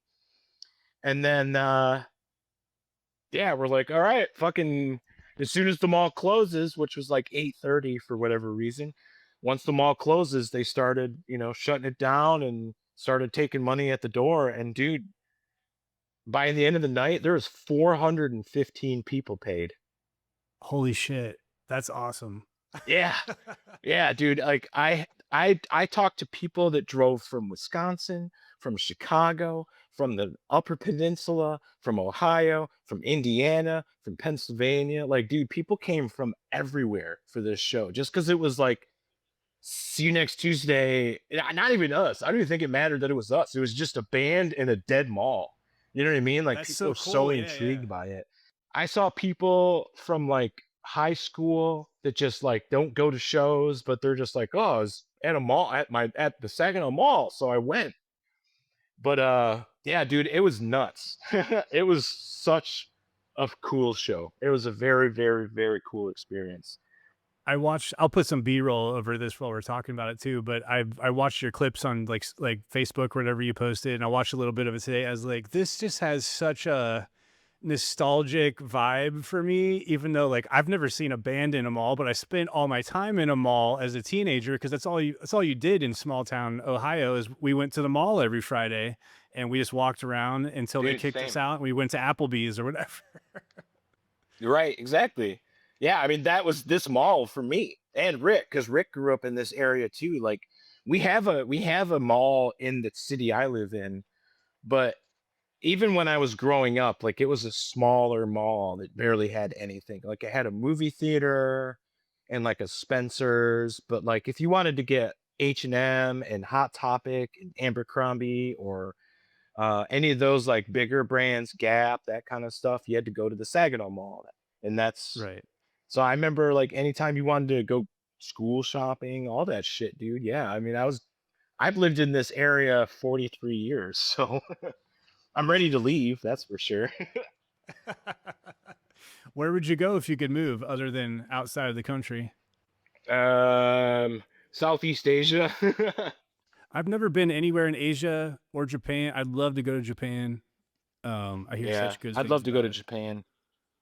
I'm a geography nerd. I've always been fascinated with Southeast Asian culture, Thailand, Vietnam, Laos, Philippines, Malaysia, that type of stuff. Um, I hear Thailand's really cool too. yeah, Thailand is actually. I have a list over on a. I have a whiteboard over there that has my debt. on it, and my goals, like how much debt I got to pay off before we can move. But yeah, I mean, I definitely have a short-term goal to leave this godforsaken place, I feel because you. not to get into that part of the world or into that topic necessarily, but fuck fascism. Yeah, I'm Never, back where never, ever did I think that I would be in a country that was being overrun by authoritarianism like it is. Like I never thought, and like my dad was in the Air Force, you know what I mean? So it's like I'm not a military person myself, but and my dad was in the army. yeah, like thinking about like our parents fighting fascism for us to have the freedoms that we have, all just to watch this pedophile ruin it for us. It sucks. I want out. Yeah, I feel you. Um, I what was I gonna say? Yeah, I'm back home where I grew up now, Hmm. unexpectedly, but I Youngstown. felt the same. Yeah, I felt the same way you did after the band broke up. I was like, I got to get the fuck out of here and like just try something else. Yeah, you were in And what Texas for a while, right? I went to LA first, Oh, okay. in 2009. It was like the year after From a Second Story Window broke up, and I was like, I got to go somewhere like where there's shit happening and just try something else because I want to do something creative. I was like, let me try acting or writing or directing or just do PA work, and I did all that shit when I was out there. So that was really fun and life changing That's experience. awesome. Yeah, And that's then I awesome. went to Texas after that for 8 years, and then ended up back here when the band got back together. And my dad was getting Yeah. old; he was 80 and going to be alone. So I came back here. He ended up passing away 30 days after I got here, which was totally unexpected. Jesus. So it's been a crazy couple years. Yeah, that was right around the time of that West Side Bowl show, wasn't it? It Like that was you the were year moving after. back. Yeah, Oh, you yeah, were like in the process of moving back from Texas at that point, right? yeah. That was November, and then I moved here in March, like Okay. March 1st, and then he Yeah. died on Easter that year, right after that. So I was like, I just fucking got here.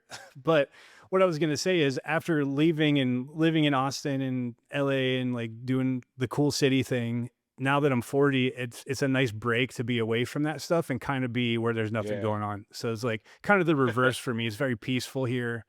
I live in like a nice little area where it's like just old people walking their dogs, and I'm like, I got a little pond out my back like window I can see, or my back door. So it's been a nice chill experience. I I always tell my wife I wish we could take our property and just like put it somewhere else. Cause like there's nothing around me at all. Like there's no shows, there's no good food. Like the restaurants are all just the same. Like they all buy from Cisco, so Yeah. it's like the same French fries at every restaurant you go to. But it's like I live on an acre, I have a fenced in backyard. To the right of me is a warehouse that they store like the salt trucks in for my township that I live in. I live in Portsmouth Township. And so next to me is like they keep emergency vehicles and salt trucks, and then it's cornfields. Oh, that's awesome. Yeah, it's privacy. I record in my garage, like I have a snake running from my house out to my garage so I could record drums and have my control room inside my house. And like it's cool. Like I have a great little setup and it's peaceful. And my wife and I talk about it all the time where it's like, if we're just inside our bubble, it's awesome. Like when we don't want to do anything, we have everything we want. We can go on a walk, we can have a bonfire in our backyard. But like the moment we're like itching to do something, you have to drive 2 hours to do anything. So it's Yeah, just I like feel you. I'm so sick of that. If I want to But do like if I was gonna say I have to drive to Cleveland or Pittsburgh, so it's only an hour, but like it's still a pain in the ass, especially when you're 40. You're like, I don't want to drive to Cleveland on a Tuesday night to yeah, see a show, and I'm tired as fuck. And like, yeah, yeah, like Nick and I were gonna go see Converge and Poison the Well, but we were both like, it's a Tuesday in Cleveland, yeah, so need to move now. right, right. But now I wish we would I have, know, you dude. know. I know, like I was so sad when we did that tour with Underneath.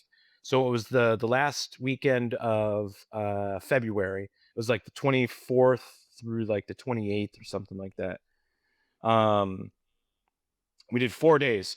3 days before tour, one of my favorite bands ever, Youth Code, was on tour with King Yosef playing in Detroit with the band Black Magnet, who is James from Destroyer Destroyer, who did a remix on Relapses for us. And I haven't seen him in person since like 2006.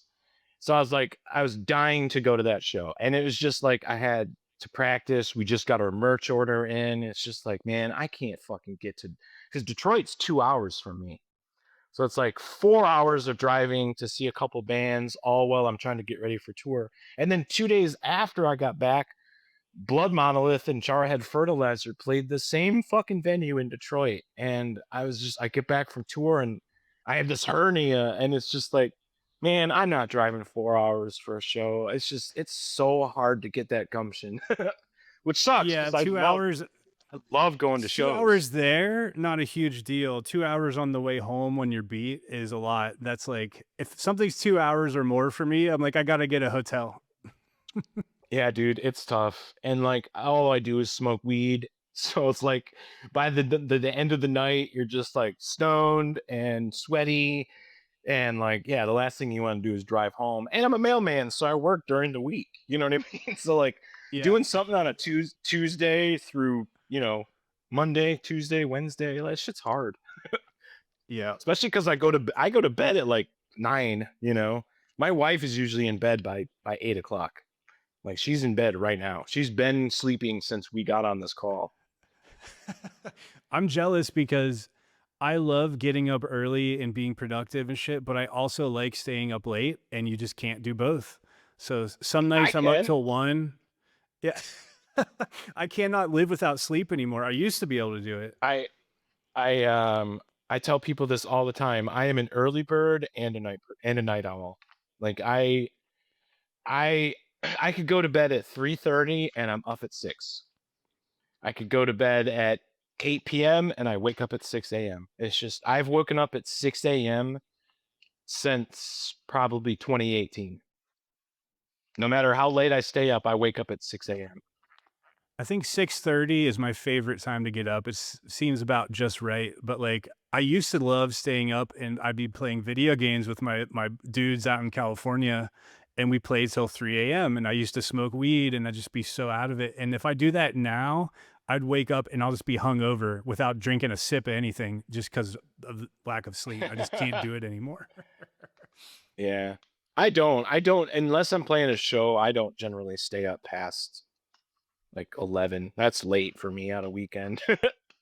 Yeah. But yeah, if we're playing a show, like you play at fucking 11 o'clock. I'm like, oh, it's bedtime.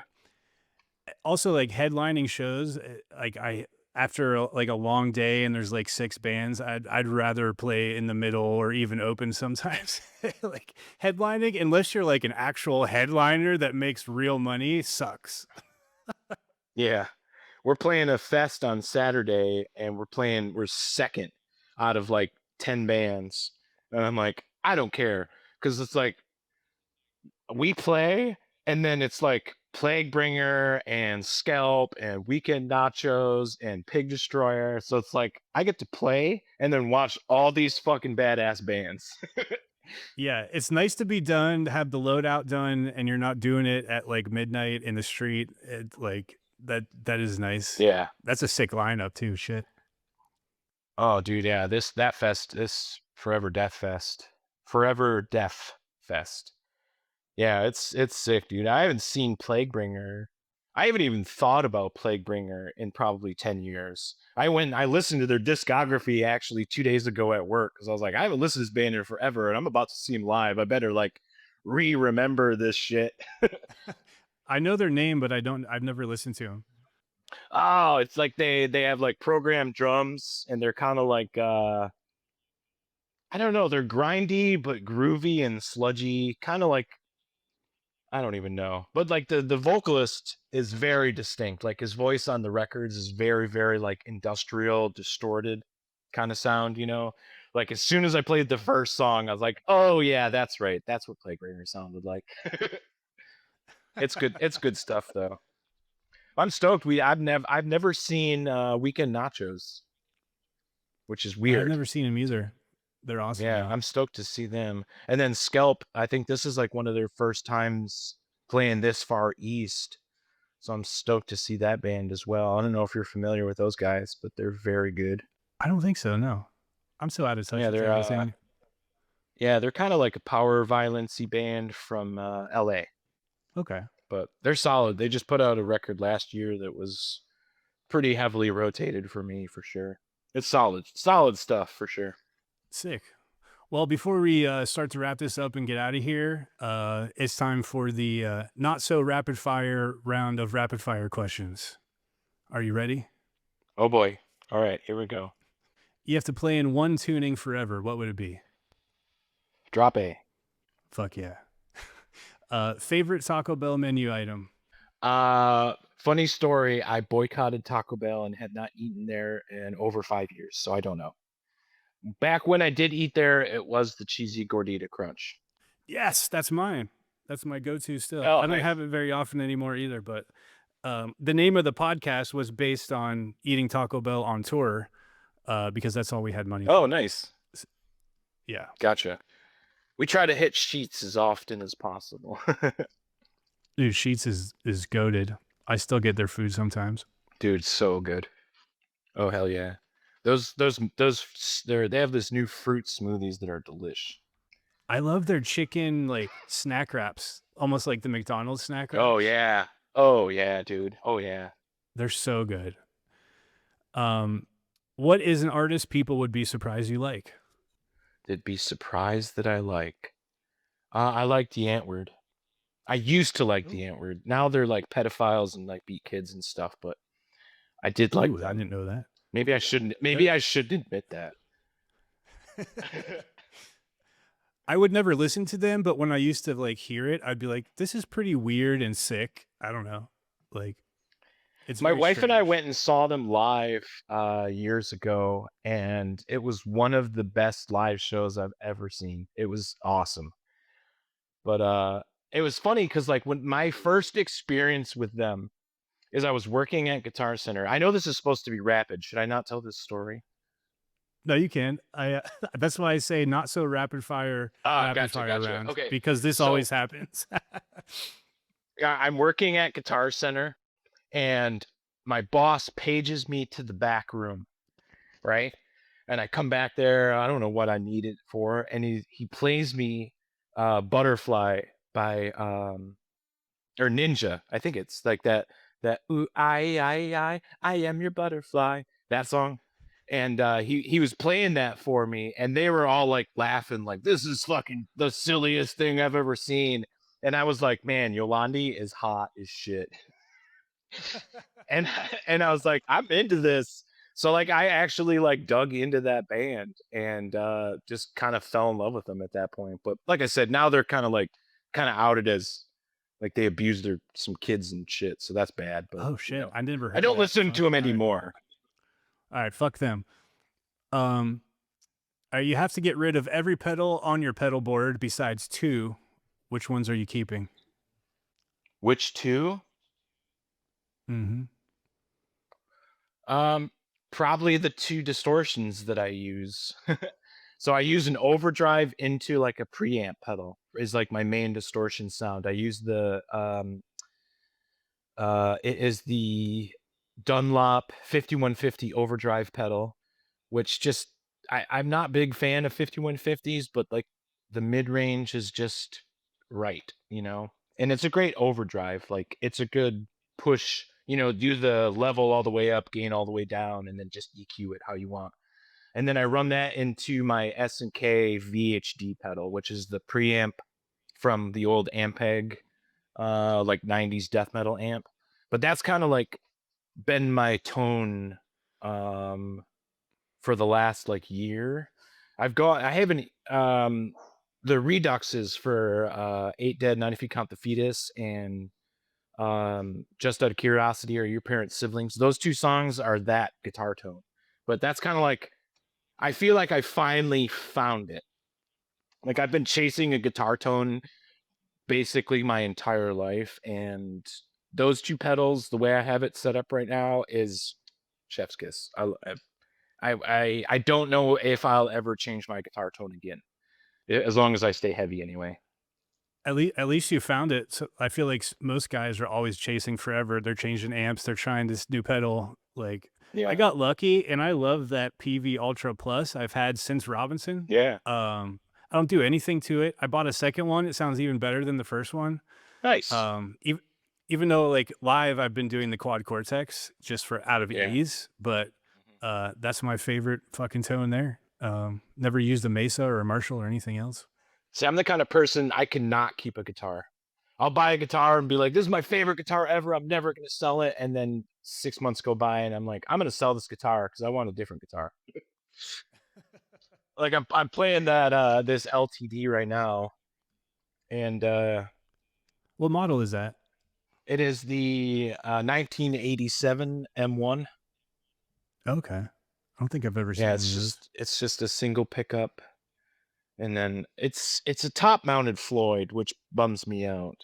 I wish it was recessed. If it was recessed, it would literally check every box that I needed for a guitar, but it was cheap, and I needed something with a Floyd Rose, and Yeah, you can't live without your whammy. I can't live without a whammy. I tried. I had that PRS I toured with for almost a year, and I was like, it just goes out of tune. I am way too brutal. I am way too rough on the tremolo. All right. What is the weirdest thing you've ever seen while delivering mail? Um, so it's not necessarily for me. All right, well, I do have one weird thing. I did knock on somebody's door for a certified, and it was an old fat guy that answered the door completely naked. That was weird. And he was just like very nonchalant about it. But that's just kind of like, Americans are fucking gross, especially old poor people, like they don't fucking care. But I will tell you, so for a short period of time I was a supervisor. Um and we had a female carrier that was having issues with one of the customers on her route. So every time she'd pull up to his house, he'd be waiting at the mailbox to collect the mail from her, and he'd be wearing sweatpants, and every single time he would be fully erect waiting for her to pull up to the mailbox. Oh my god. And yeah, so I started when she would be getting to that part of the route, she'd call me, and I would drive out there in the supervisor car, which has like government plates on it and shit.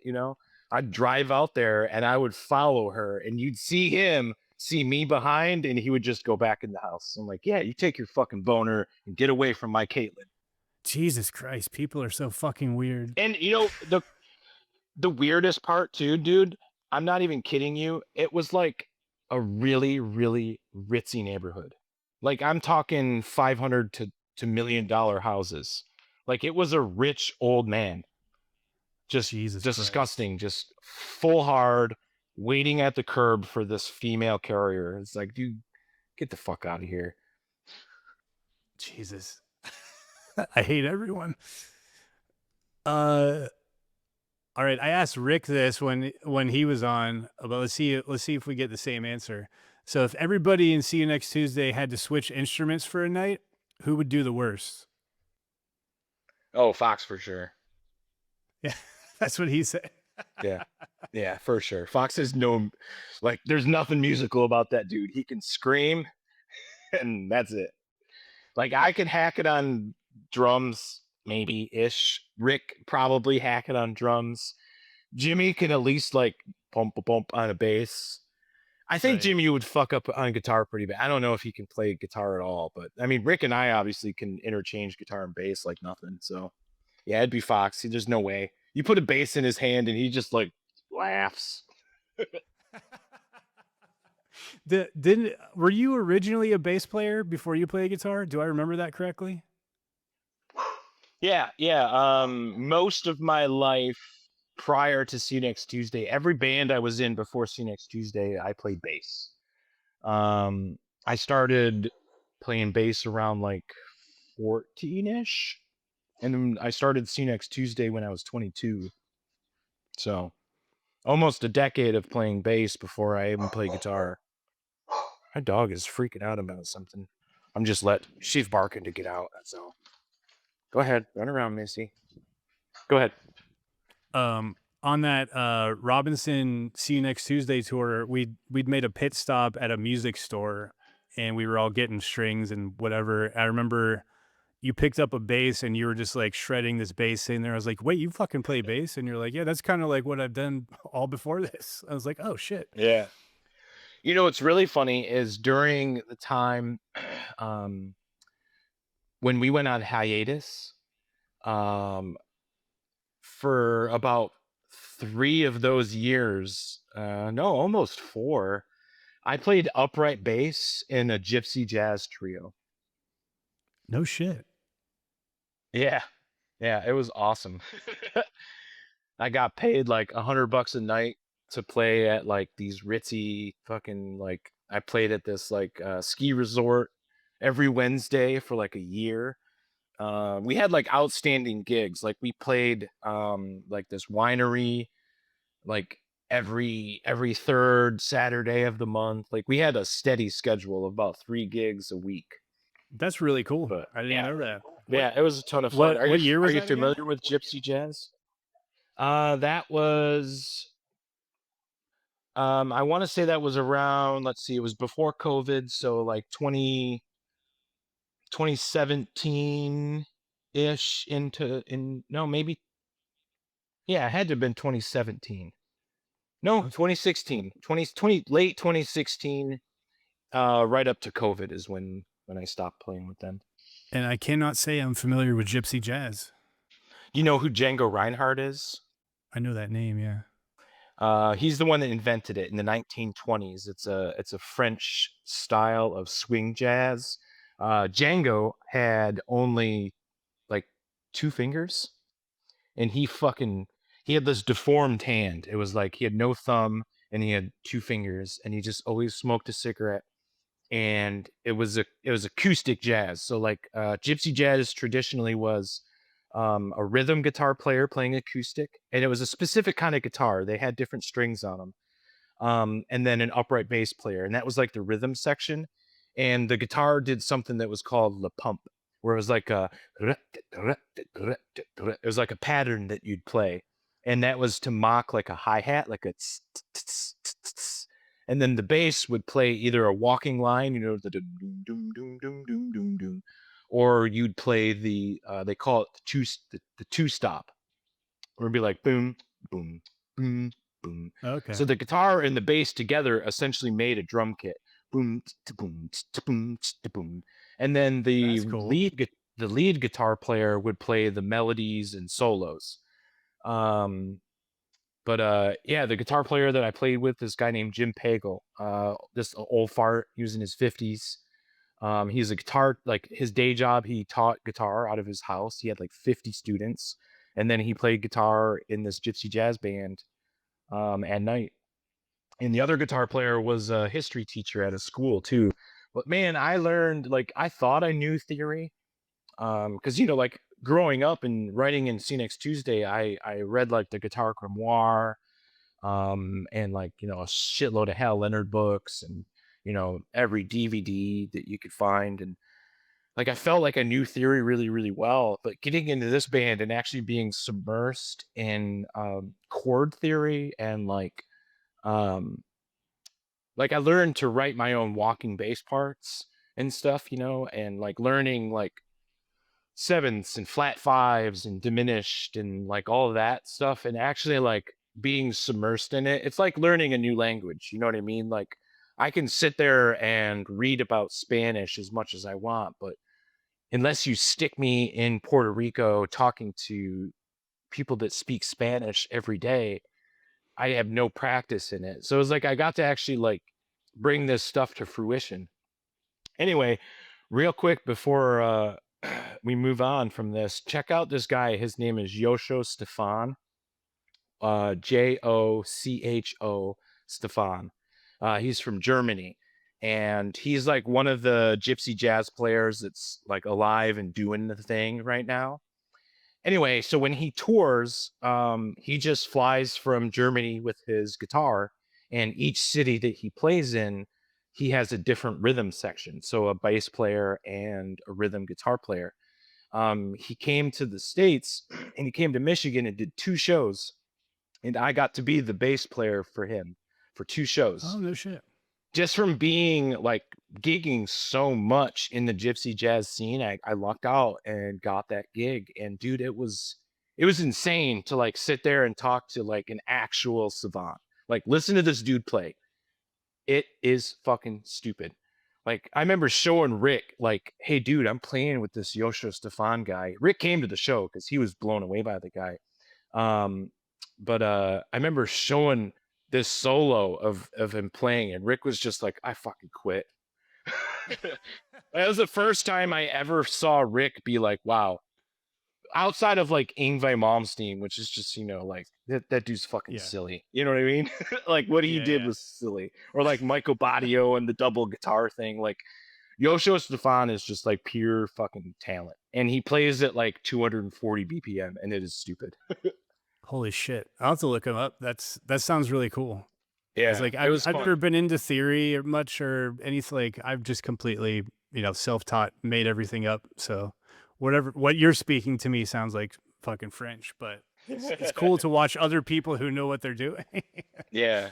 No, I've always been big into theory. Like I always said that I wanted to learn the rules in order to break them. So like everything I wrote in See Next Tuesday, I had an understanding. Like I knew what a minor third was, and I knew my scales and stuff, but like it wasn't.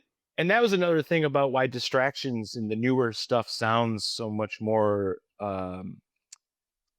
like synced, like musical.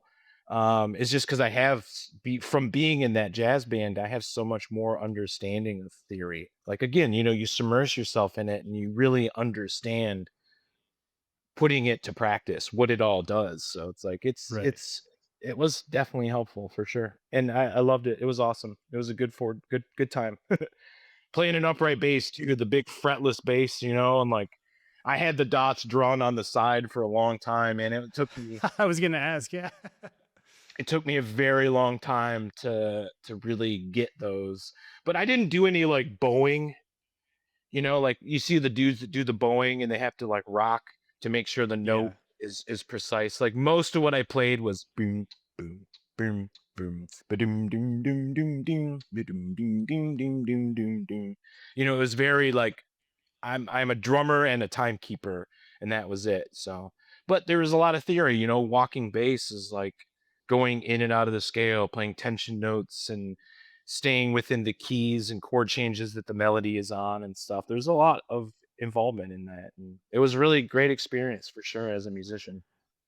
Yeah, I've always said like I like the fact that I know nothing because I feel like I have no rules and whatever, and I have my own unique style, but I know for a fact when I'm writing and I get stuck on something, I'm like, I know that if I knew what I'm trying to do, it's a real thing, it would help Yeah. me just go, "Oh, just do this." And so I know I would benefit from learning some stuff. It really helps like if you have a melody in your head. It really helps for that. I remember on Distractions, the song This Happy Madness. I love that one. That's one of my favorites. Yeah, at the end of the song, that little acoustic thingy that's at the end, that's what gypsy jazz sounds like. Okay. But slow. I slowed it down. But I that was kind of all inspired by gypsy jazz, and that was me playing a mandolin. That little that little melody, that's Okay. on a Yeah, man. yeah. I'm playing a mandolin there. So when I recorded that, I sat my wife down because my wife is like the best. Like she's the person that always has a song playing in her head. Like if you look at her and she's just kind of blank staring at the wall, I'm like, what song's stuck in your head? And she's like, oh, Pink Pony Club.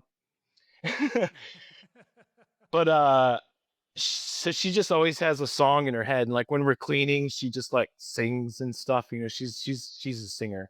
We actually used to be in a band together.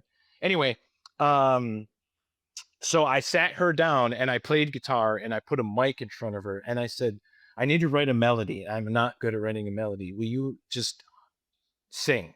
So I played the guitar part for that, and she just started da da da da da da da da da da da da da da da da da da da. So I recorded her, and then I went back and tried to like write something that followed her, and like that's the time when I was like, I'm glad I know theory, because it's like, okay, she's in a major key, so I can knock out 4 of the 12 notes, and it was a lot easier for me to find that melody and match it up to what she was singing and then make it a key to match the guitar That's the part. shit I'm talking about for sure. Yeah, because Yeah, for otherwise sure. I'm sitting here going, I know it's in here, and I was going da da da da. Okay, that one sounds good. Then let me find the next, and you're just like it's like sounding it out when you're Yep, learning a yep. language.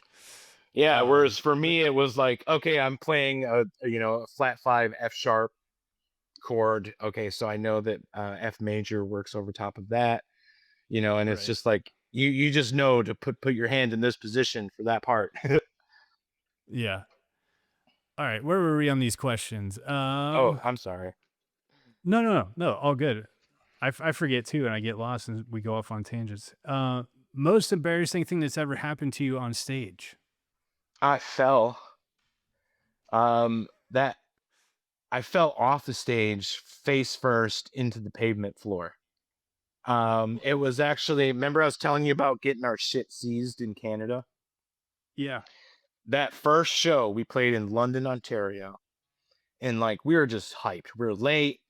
Acacia Strain was the headliner. It was supposed to be us, Through the Eyes of the Dead, Acacia Strain, and Through the Eyes had to play our spot. They had a local band. Through the Eyes played. Acacia was setting up, and we just rolled in, and they're like, "Okay, you guys get on stage, so everyone doesn't fucking leave on you guys." And we're just rushed. All that shit just happened. We're on stage, and I was like full force. I was just in it, like fucking chariot mode. You know what I mean? Like whipping my guitar. I was letting that anger from the day out. And it was one of those like fucking carpeted stages, and there was like a rip in the carpet, and my foot went into that rip, and I just couldn't get it out, and I ended up, I was like in a part, and I just went forward and went. I remember just being like, should I stop playing? Then my head hit the ground, and I was just like, I'm out.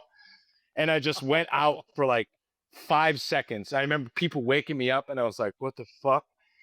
And like I just had a large nug, like not like egg, a goose egg on the front of my head, and it didn't break blood, no blood or anything. But I was just like, what the fuck? Like I was out. damn. Didn't break your guitar though. Did not break my guitar. No, I chose to break my face instead of my guitar. So that was my third concussion from See You Next Tuesday. Oof. Yeah. Yeah, that's I've never fell off a stage. I had the worst thing that happened to me. I think Joe elbowed me in the nose, and I was like sure that he broke it because Oh, Joe, big guy, strum real hard, giant. just elbow right there. I was Oh, sure that my nose was flat and that there was going to be blood gushing, so I just leaned forward and nothing came out. And I went back. I could feel my nose a little crooked, so I just went and turned my head and went, "Brr," oh, you did the crunch thing. and yeah, and it was fine. It just was like sore for a couple days, but that's like I I never fell, luckily. I have to tell one story. Speaking of Joe being a beast of a man, do you remember when we played at the Satyricon in Portland, Oregon on the August Burns Red Tour? Yes, because I was excited because I knew Nirvana had played there. Yeah. So anyway, it was like super sold out show. It was super fucking packed. We played, and we used to have for our bass player Travis used to have two 410 Ampeg cabs, one on each side of the stage. And I remember Joe was like uh helping us get our shit off the stage. And he just takes this 410 cab and hikes it over his head and walks through the crowd with it over his head. And I'm just like, what? That's like 110 pounds. Yeah, I He's was the gorilla floored for a by it. Yeah, reason. dude, he was the gorilla for sure. That was a great Awesome. tour. I Yeah. accidentally an outside story from me real quick. JB, guitar player in August Burns Red, that's his name, right? JB, the one who wears the flip flops. Yeah, yeah, yeah, yeah. Uh, we had our light like towers that we built for that tour that like faced Yeah. Yep. in. Yep. And so we had to load those in every day. And we were at that one venue that was like, it was like a Christian venue. And they like, Yeah. Modesto, California. Modesto. yeah. And they were fucking with us because we had a Satan shirt. Yeah. Yep. And so we, I don't know, I think we played right before August Burns Red, if I remember correctly. And so we were loading out and JB was coming on stage and I picked up one of those towers and they're like 5 feet tall. And I just feel boom. And I thought I hit the Oh, you wall. socked him in his And I head. turned around, I socked him right in the fucking eye, and I Oh, thought I broke like his orbital bone, but he just had a black eye for a little bit. But luckily, I he was remember. okay. I remember that actually. Yeah. I felt so terrible, but yeah. That's so Whoops. funny. So sorry, JB. Yeah. Sorry, buddy. All right. Who plays the worst music in the van on tour? Oh man. Well, whoever drives is the one that plays the music, and honestly, I don't like any of the music that those guys like. Fox listens to Magic the Gathering podcast, so that's pretty awful. Jimmy mostly listens to like 50s through 70s country, which I also do not like. And when my wife drives, she listens to like pop, like ultra pop, like Taylor Swift and Oh man, Chapel Roan, and she does like Macklemore, which I don't hate when she listens to that. But that's a rough list you got to pick from there. I know. And then Rick just doesn't drive, and I generally don't drive, so yeah, that's it. So it's all bad. All of it's bad. It's all bad. That's fucking hilarious. Yeah. Oh I put God. my earbuds in and listen to whatever I want. All right. Well, perfect. For the end of these questions, so I ask every guest to submit a song for the Riff Tacos Spotify playlist, and Yes. it can be anything you want, anything in the world, whatever inspired you, something you like, or just anything for no fucking reason. Just any song, huh? Yeah. I have a list of like everybody and what they chose. It goes on the website, but it's a cool, like, definitely a hodgepodge of weird shit. Yeah. What's something I'm really into right now? That's weird? Does it have to be weird or just anything? No. I just mean it's weird because it's like all over the place. So anything you want. I was trying to think of something niche to get in there. Man, that's a tough question. My brain is like going through all of the songs in my head right now. I picked like the first 20 to get it started. So it was a lot of like, I was like, fuck it, I'm going for it. Just Limp Bizkit, Slipknot, fun shit. Nice. Man, the hardest part too is I'll be honest with you, I'm really bad at the names of songs. Yeah. You can also tell me later if you want. I just put everyone on the spot. Yeah. Yeah, I'll have to get back to you. But if I'd have to pick a band at the moment, it'd be Youth Code, just because they're really great and they got a new record that came out last year and it's super good. Probably just the opening track on that record. Probably one of the more out there stuff you got on there. So I'll get it to you. Cool. We'll figure it out. Yeah. That was like what came to my mind right away is Youth Code or Johnny, one of those two. But we'll send you something. Yeah. I'll stoked to check them out too. Maybe we'll do some Bring Wet Cut by Johnny. So all right. Well, before we get out of here, I'll plug the record and everything. And anything else you guys got coming up that you want to tell people about or anything? yeah, we got a few show. Well, obviously we got Brothers. Is at this point records are for sale. You can go to sundownrecords.com and buy the 7-inch for only $10. Oh, it's .net. I wrote it down. Oh, sorry. Yeah, sundownrecords.net, and you can buy the 7-inch for only $10. It's super cool. 9.5 minutes of pure fucking fast. It is sick and weird. Yeah, thank you. And yeah, the one single Old Thoughts and Regrets is streaming everywhere you can stream music. And we have a music video for it up on YouTube as well. So check that out. Sick. I'll link all that below too. Yeah.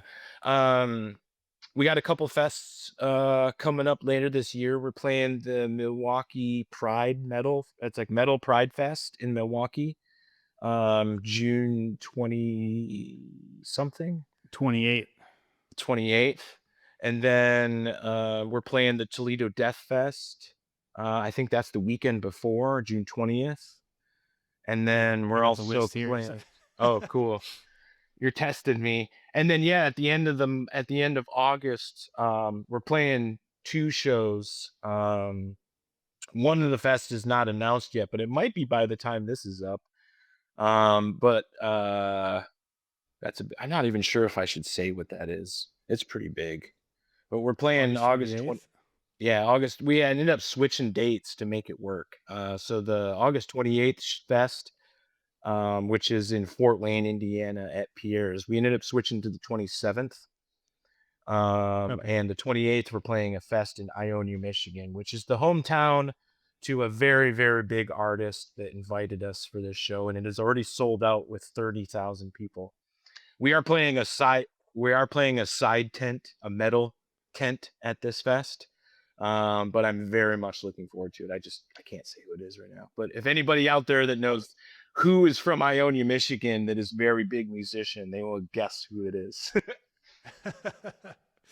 That's sick, dude. And I'm sure most people listening to this probably follow you guys on Instagram, but you're see you next Tuesday grind on Instagram.